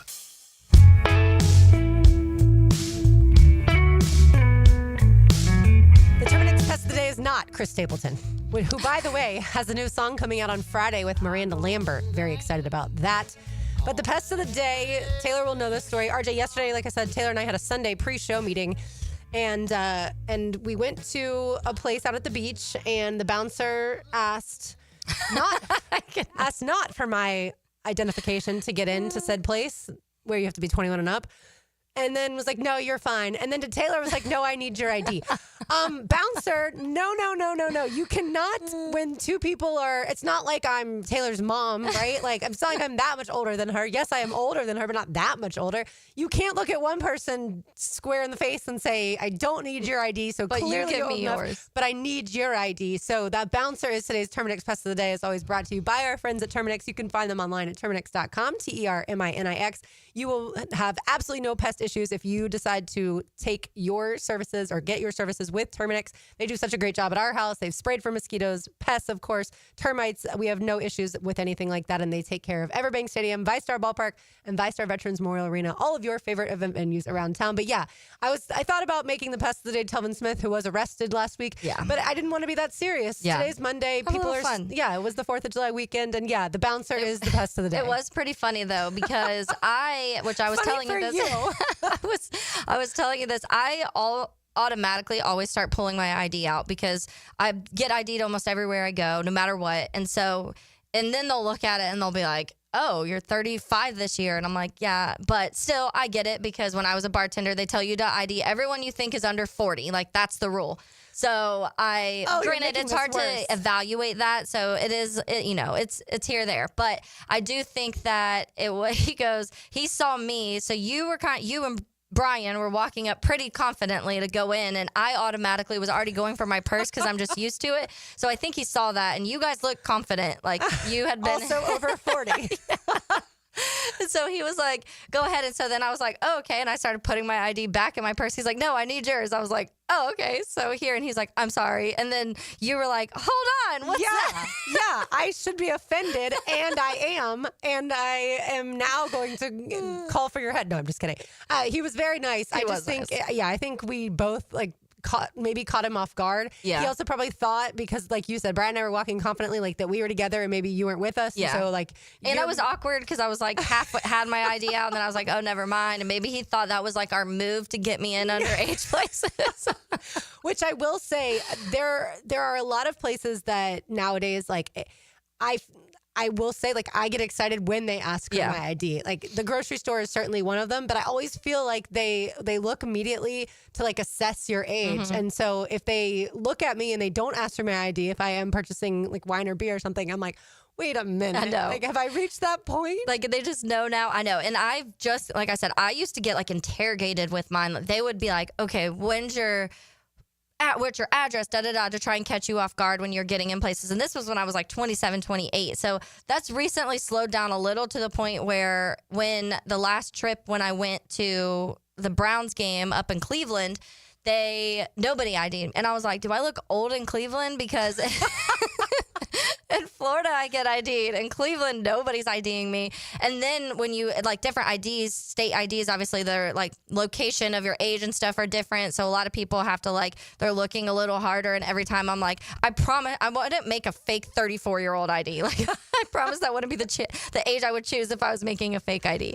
Oh, I love it. My cousin turned 35 over the weekend. Oh, yes. And she was like, I feel old. And I was like, yeah, pipe down, lady. Pipe down.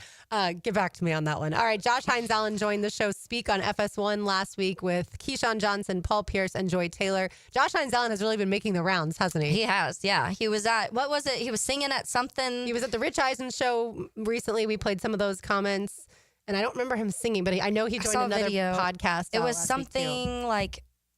I want to say it was like, oh my gosh, I can't remember. I'll find it though. Okay. Well, while Josh Hines-Allen is talking, yeah, you can look for that. But he was asked about the culture that Liam Cohen, the new Jaguars head coach, is creating. I mean, I just think it's, when you think about our culture, I think it's just competitive, having fun, and being what you're supposed to do, like doing what you're supposed to do. I think Coach Cohen has been against a lot of successful offenses, and, you know, you can tell he has that demeanor. He's been a coach his whole life, and his father learned from his father. So I just think, you know, it's aggressive. He brought the right coaches in to help him out, and I'm excited to get after it.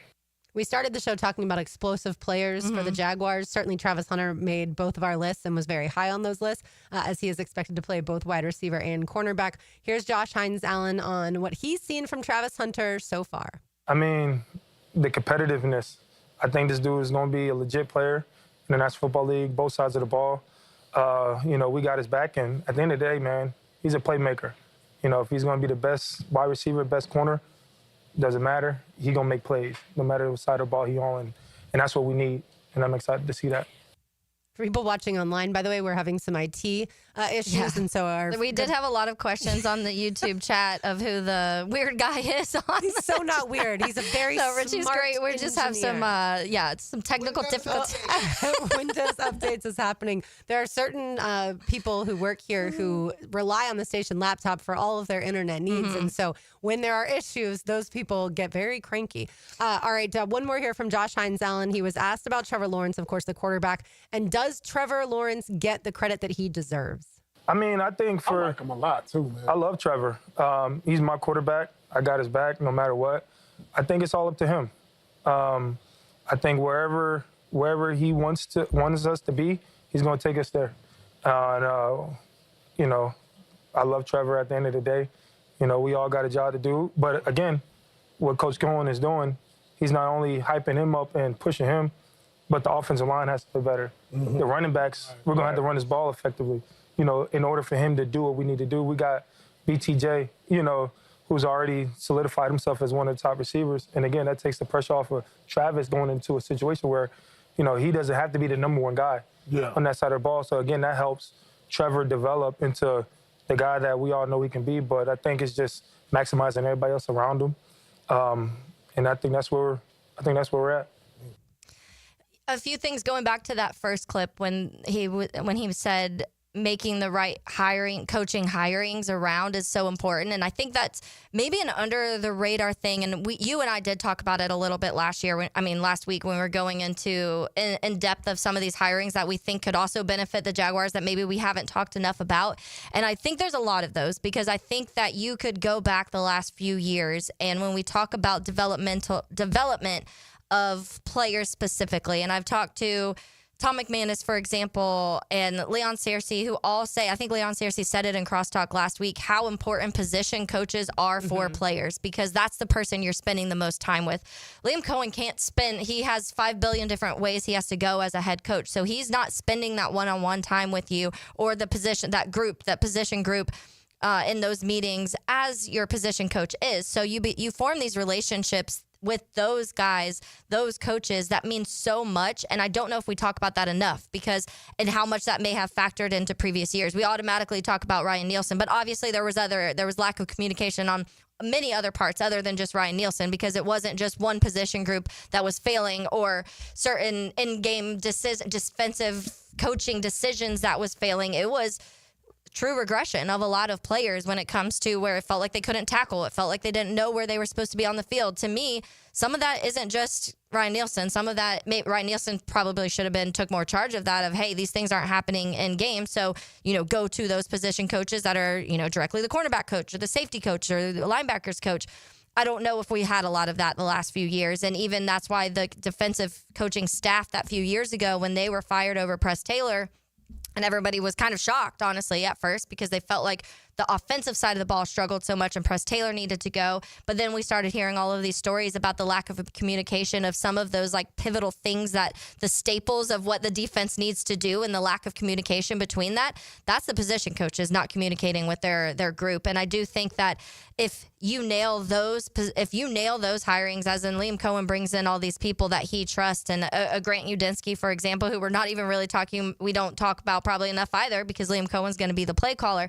But somebody like that who has been in rooms that has massively developed their side of the ball, that's so important to have here. Right. And to bring it full circle, as far as Travis Hunter, is concerned, he's got 2 of those. Yeah. He's got, multiple assistant coaches, the wide receiver coach, and then a quarterback coach. Right, Edgar Bennett, who certainly most people in Jacksonville are very familiar with his career in the NFL and his career before that in college. And he's got that position coach that's going to be working with him closely. And then you talk about the Jaguars cornerbacks coach and the secondary coaches. Like, they are all going to have direct influence on exactly, just how good he's going to be this year. Yeah, and the Travis Hunter one too, to that point, he has multiple relationships he has to form and develop and get that connection with. We're talking about his connection with Trevor Lawrence, for example. That's an important one, because if you want to be have a pivotal role on the offense, then the relationship with your quarterback is obviously very important. And we've seen other people here, maybe like a Calvin Ridley, who never really felt like that connection was ever developed, and that's why there was so much lack of communication.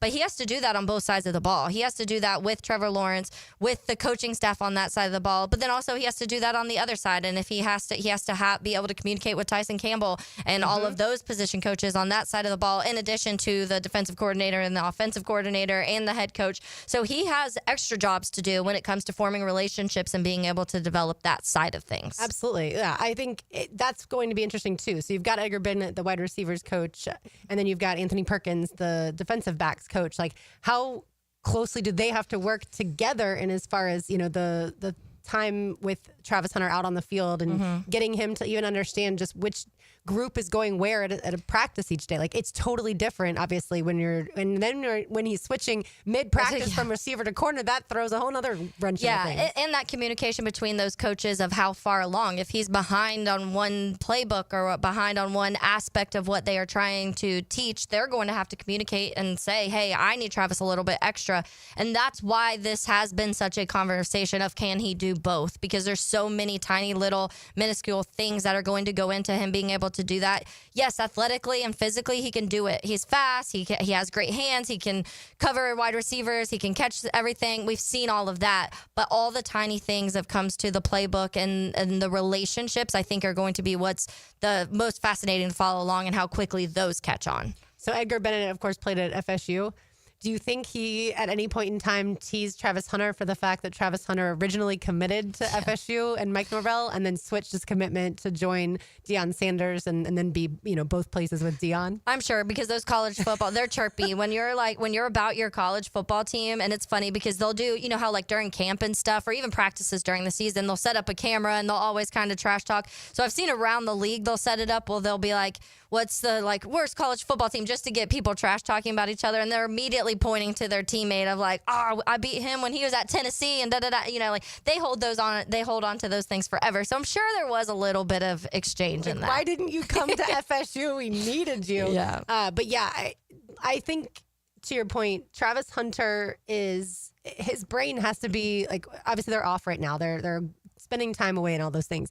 But when he's in the building, his head has to be almost exploding with all information, all the knowledge. Yeah. And again, yes, he did this at Colorado, but it's different to play college football and then the massive amount of in it, like the playbooks are so much bigger, right? Like the massive amount of growth and knowledge that he has to learn. But if anybody can do it, it sure seems like he's the one with the endless amounts of energy that he has. Oh, yeah. Definitely not energy running on low for Travis Hunter. Definitely not. All right, we've got one segment to go. You are listening to Helmets and Heels on a Big Chief Tire Monday. You can find them online at WeKeepJacksRollin.com. They take care of my car and the cars here at 1010XL. It is 1010XL 92.5 FM. Hot summer heat. I'm out summertime, so babe, need something to keep you cool. Keep it cool all summer long with 1010XL, Jacksonville's cool summer station. Transmission troubles? I'm Robin Sidbury, owner of Action Transmission Specialist on Merrill Road. So come in and see how we can help solve your transmission troubles. We service all makes and models. Remember, get traction. Call Action at 744-0755. Florida Home AC, the official AC partner of the Jaguars. Make them your AC partner. With honest cost estimates before they start the work with no hidden fees. Call 777-4300 for Florida Home AC. They were right. It could have waited. I can't believe it happened to me. Reaching to check my phone. Now my family has to hear that I'm never coming home again. Officer? I'm so sorry. I have some very sad news to share with you. Every day, 9 people on Florida roadways don't make it home. I was one of the people that didn't make it home. Ride with Do Not Disturb. Every trip, every time. Let's get everyone home safely. A message from Florida Department of Transportation, Target Zero. For more information, visit targetzerofl.com. Big Chief Tire Monday on Helmets and Heels. It's hurricane season. Protect your home with 904 Gutters with a Z. That's right. Z as in zone defense for your home. Water damage hits hard. 904 Gutters with a Z hits back harder. Search 904 Gutters with a Z and make the right call. The first half champion Jumbo Shrimp are home this week at VyStar Ballpark. Don't miss 2 for Tuesday tomorrow. Charity begins at home featuring Dreams Come True on Wednesday, and the weekend starts with Coors Light Thirsty Thursday. Playoff packages on sale now. Visit jackshrimp.com for details. Jumbo Shrimp Baseball, affordable, family, fun.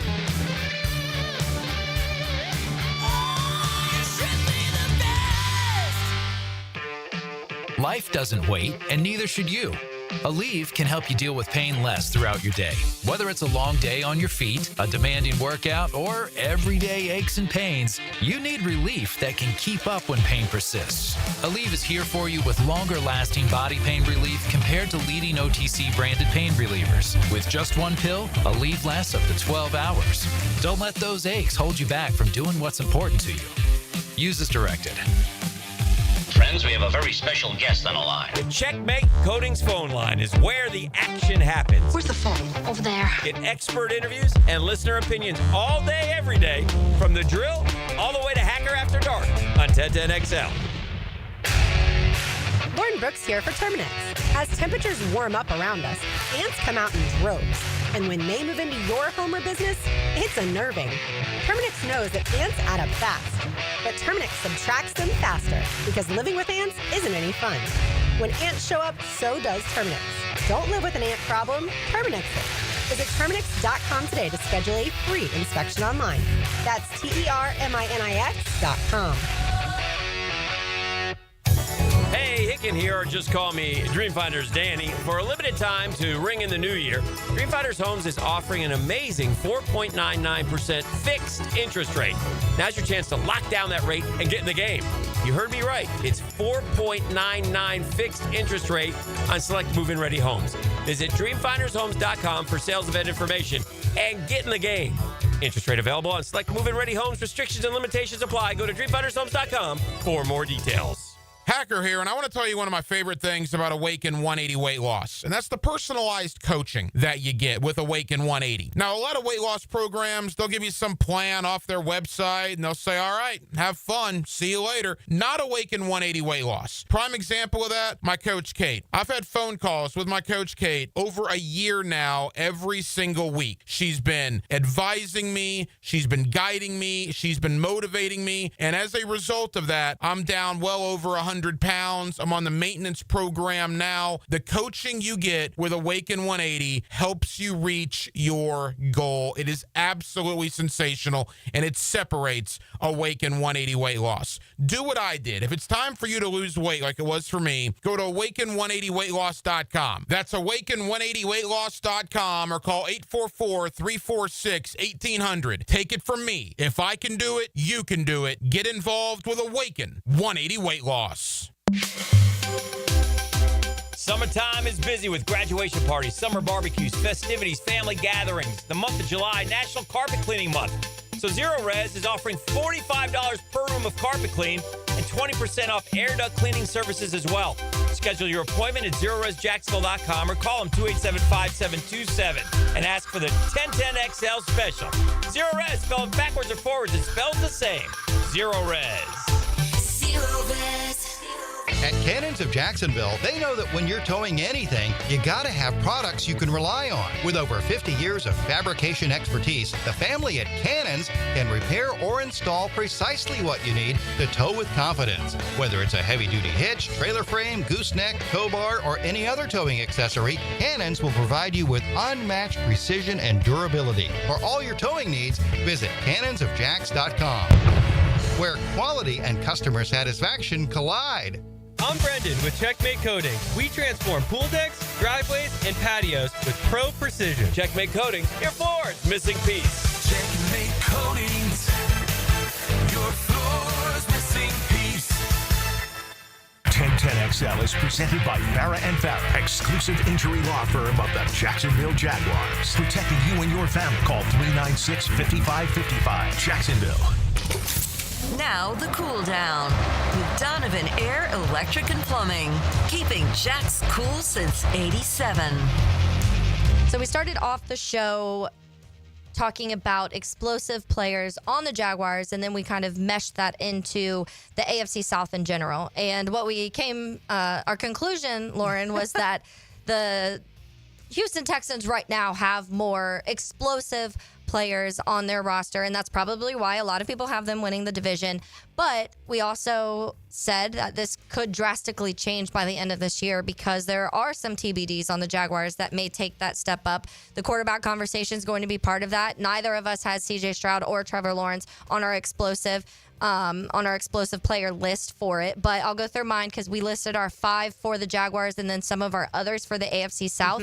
So my order, I had Brian Thomas Jr., Josh Hines-Allen, Travis Hunter, Tyson Campbell, and Tank Bigsby. Right on the outskirts, I had Trayvon Walker on my just missing my top 5, but I can make an argument for replacing him with Tank Bigsby. Have you listened to Sam Hunt's Outskirts recently? I have not. Where Outskirts came in to play? All right, yeah. So for my 5 most explosive Jaguars, 1 Brian Thomas Jr., 2 Travis Hunter, 3 Tank Bigsby, 4 Josh Hines-Allen, 5 Trayvon Walker, an honorable mention for De'Ami Brown. When I think of going out to practice, who catches my eye as far as that quick twitch that absolutely they look explosive even though they're not in pads yet. But for the 2025 Jaguars, it's both a combination of what I've seen and then the projection certainly for this season. I expect Brian Thomas Jr. to be one of the best receivers in the NFL. Yep. He was as a rookie, and so I expect him to take a step forward, especially if Trevor Lawrence is his quarterback the entire season. Travis Hunter, we expect to play wide receiver and corner and be good at both. Yeah. Fairly high expectations for that cat. Tank Bigsby, to me, if you go to practice, he jumps off the page. I always find my eyes drawn towards when number 4 has the football, and then Josh Hines-Allen, Trayvon Walker. To me, they're almost like a combined package because they play so well with each other. Absolutely. Yeah. And then it's De'Ami like Brown, what the Houston has with Willie Anderson and Danielle Hunter. For it's sure. just the perfect mesh of what you need at that edge position. And I do think we had multiple people on the text line and the YouTube chat line talking about how the reason that you haven't been able to even see what maybe feels like the maximum Josh Hines-Allen for so many years was that interior pass rush and the lack of it. The amount of times that Josh Hines-Allen had been able to be double teamed. And then honestly, there was moments this last couple years with both Trayvon Walker and Josh Hines-Allen where both of them were able to be double teams because they didn't have to worry about anything on the interior. And so now, hopefully, we will see how this, but Mason Smith taking a step up, Eric Armstead moved to his natural position on the inside. How much does that help even create more for those two players? And if that is what it feels like it should look like, then yeah, you're talking about both of these guys having double-digit sacks. Well, speaking of double-digit sacks, I've got a list in front of me, Taylor, with odds. The most sacks for the 2025 NFL season. I'm not going to make you guess as far as each name on this list. You already know several of them, but I was surprised to see Aiden Hutchinson has the best odds for most sacks. He actually edged out, pun intended, TJ Watt, which surprises me. But here's the list. Aiden Hutchinson has 5-1 odds. Micah Parsons is tied with Myles Garrett, 6-1 odds. And then you have TJ Watt at 15-2. The reason that surprises me is TJ Watt is the league leader the last 3 seasons of sacks, but either way, I'm going to run through the rest of the names before I get to a Jacksonville Jaguar. Okay. So after those top 4, you have Danielle Hunter, Nick Bosa, Trey Hendrickson, Will Anderson Jr., Max Crosby, Jared Verse, Jonathan Grenard, Chris Jones, and then you get the first Jaguar, which is actually Trayvon Walker with 25-1 odds, and then Nick Benito, Jonathan Cooper, followed by finally Josh Hines-Allen, who's tied with Josh Sweat, as well as just those two at 40-1 odds. Yeah, that's a lot of good names you listed, though. It's hard for me, and we had this conversation. I was trying to remember exactly. I had a note list of, I can't remember, it was some rankings, and it was like Josh Hines-Allen and Trayvon were both a little lower than we were kind of all expecting. But then when you go through the names that are there, you kind of get it, and it's guys that have done it at a high level consistently for several years. Maybe Jared Verse not being like one of the kind of outliers on that, but I get it. He was one of the best defensive players in the league as a rookie last year. And so I do think that I could see them expecting him to take another leap up. When it comes to Aiden Hutchinson, I think that, the guy had 7.5 sacks and only played in 5 games last year. So I could see hands down what their expectations. Injury, ahead of TJ Watt? Yeah. And like if you were betting, wouldn't you bet your the person who's done it? Watt I think because TJ Watt there's some stuff going on with him in Pittsburgh, so that maybe they're like, who knows what that looks like. And Aiden Hutchinson coming off of having to miss a large portion of last year, the majority of last season, and he still led the team with pressures. He still had 7.5 sacks and only played not even full 5 games, played 4, didn't complete that 5th game. So it's really wild what he was able to do in such a short amount of time on Detroit, who also, he was the guy. There wasn't a lot of guys who were also getting to the quarterback, and I think with Josh Hines-Allen and Trayvon Walker, you do have 2 guys that, in Houston, you have Will Anderson and you have, why did I just blank? Danielle Hunter. And so there are multiple teams that I think have 2 that can consistently rely on both of their edges helping out, or if not, have that one interior person. And Aiden kind of held everything up. And when he left, they had to shift the way the defense worked because they weren't really counting on the sacks as much as maybe they were just stopping the run and trying to create as much pressure as they got, because Aiden was so much of that. But it is wild to kind of skip to me, Trey Hendrickson is one of the better ones, too. I feel like he's never as high up as I would put him on a lot of lists. I would take Trey Hendrickson over a lot of edges. Granted, his age maybe for some people is what kind of factors into that. And he has stuff going on with the Bengals, too. Yeah. No contract for extension for either of them as of now. Yeah, so there's a lot of really good pass rushers on that list, though. And when you go through that, you're like, dang, this is a league of very, very high-end talent on both sides of that the edge position in the NFL. Yeah, odds are guys that have odds a little worse than Josh Hines-Allen. Brian Burns, George Karlaftis, Greg Rousseau, Abdul Carter, of course, the rookie, Hassan Reddick, Jalen Phillips, Kyle Van Noy, Leonard Floyd. To your point, you can keep going, with some seriously talented edge rushers. Hassan Reddick was one of the ones when I was looking at the stat earlier that I listed with Josh Hines-Allen of being in the top 10 of that EVX or whatever it's called. I have to go back to the exact thing. It was I'll look at it in a second. But EPX? EPX, yeah. And so I think that when you look at that number, and it was the one that I said of Josh Hines-Allen, though, and he's behind, it was like Micah Parsons, Bosa, Garrett, Trey Hendrickson, Miles Garrett, Trey Hendrickson for top 10 for next-gen pressure probability. Hassan Reddick was in the top 10, too. So, and he's so far down that list. So it's hard to make that list, honestly, in those odds, because you are accounting for the player, you're accounting for the defensive scheme, and I think maybe that's some of it, too, is that this with a new defensive coordinator, it's a little unpredictable of what exactly he's going to ask, how much he's going to send certain players. Are you going to see more linebackers blitzing? Like you don't really know all of those things, so maybe some of that is coming into being hesitant for the two pass rushers here. Yeah, perhaps that's a good point. Yeah, when we look at, like you said earlier, the other rosters in the AFC South, the Texans lead the way with the most explosive players, at least in our minds. And also, if you look at an NFL top 100, the Texans are certainly there. Yeah. The Colts have a few, I would say. I would have a Jonathan Taylor and maybe even a Zaire Franklin in the most explosive players. You had Alec Pierce. So and Tyler Warren. And Tyler Warren, right? So a few there for the Colts. And then the Titans, for me, have just one, and that is their interior defensive tackle, Jeffrey Simmons. So yeah, same. That goes to show you. Now, granted, Cam Ward, we didn't mention him because, of course, there's a lot of X factors in dealing with a lot of different factors in dealing with a quarterback. But Cam Ward, if we see the Cam Ward that we saw in college as far as the gunslinger, but, keep the interceptions to a below double digits, then Cam Ward is probably deserving to be on this list because he definitely can make explosive plays. Yeah, that's when it's funny because Cam Ward's not a very fast guy, which I think people kind of think he is because the way that he would move around outside of the pocket and stuff like that. Is he faster than Xavier Estrepo? Yeah, well, Xavier Estrepo's still running his 40. But yeah, I think that and that's where we come down to what is explosive to you. Because if we're talking about explosive arms, then yes, potentially we are seeing that. Because, some of the things that Cam Ward did last year when it came to being able to when we joked about it last week, defense allowing a touchdown in 2 seconds and Cam Ward having to come right back out and make some big plays in 45 seconds left in the game, and he did it. And so I do think that if that can transfer at all to the NFL, then maybe we are talking about him being one of the more explosive players, and we don't have either of the quarterbacks on here. So does a quarterback even make the list by the end of the season? That'd be a fascinating. Which quarterback is most likely to be on the explosive list at the end of 2025 season? That could be a conversation that you could probably debate 2-3, CJ Stroud, Trevor Lawrence, Anthony Richardson, and Cam Ward. So yeah, I think the answer for me would be Anthony Richardson if he stays healthy because of his playing style. Again, CJ Stroud and Trevor Lawrence, they will run the football, but that's not their preference. Yeah. And Anthony Richardson, not saying that that's his preference either. Really, at Florida, it seemed like he didn't want to run the football, but he can, so you use it. Really fast. Yeah. And he's powerful. He's big. So that's why, in my mind, explosive athlete, Anthony Richardson for sure, and serious arm talent. But yeah, as far as like the who's really going to play the best, that's really how you look at it for quarterbacks. It doesn't matter who's the most explosive. It matters who's the most accurate.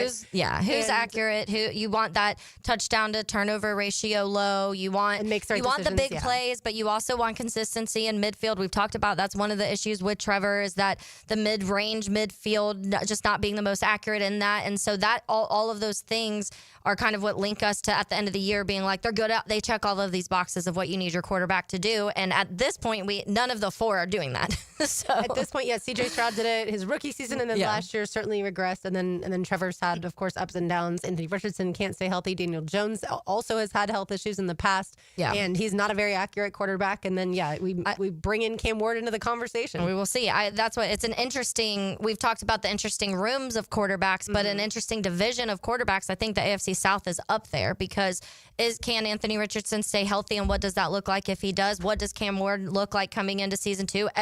Trevor's already gotten paid, so what does paid Trevor Lawrence with this new offensive coordinator and new weapons do? And then CJ Stroud, are you getting year 1 rookie season CJ Stroud, or are you getting sophomore season CJ Stroud? And so I do think that if you're talking about division as a whole of questions and kind of the fascination in the quarterback room, the AFC South would be up there. I concur. All right, let's say hello to Joe C.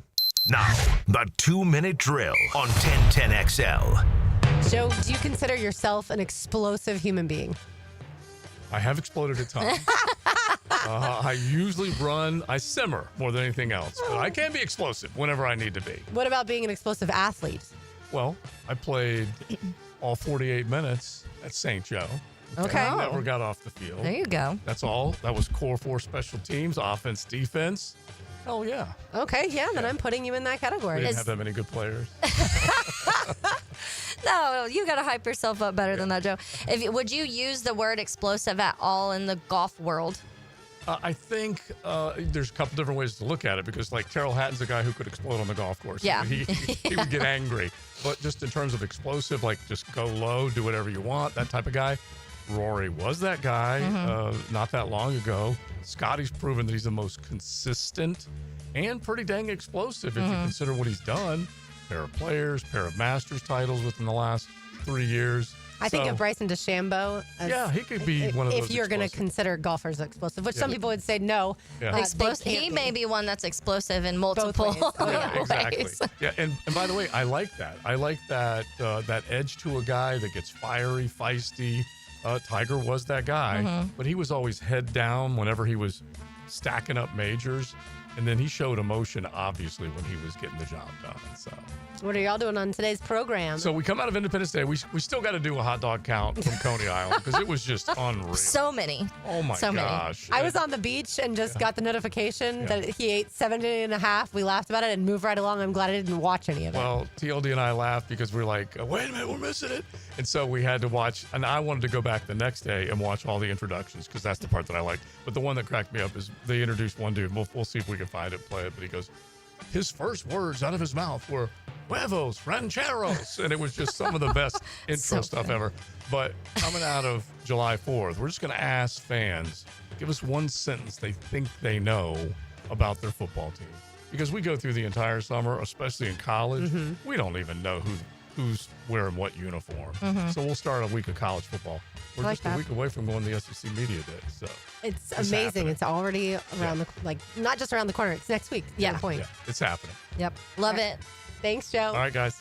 What is one sentence I think I know about the Florida Gators? I'll tell you, I think the Gators' best room is the receiver room. Okay. Even better than the running backs. That's what I'll say. Mine for Notre Dame would be that Jeremiah Love is going to be one of the best running backs in college football this year. I believe that as well when it comes to Notre Dame football. All right, that'll do it for us today. For Taylor Dahl, for RJ Saunders, I'm Lauren Brooks. These heels are made for talking. We will talk to you tomorrow, but don't go anywhere. XL Primetime is next.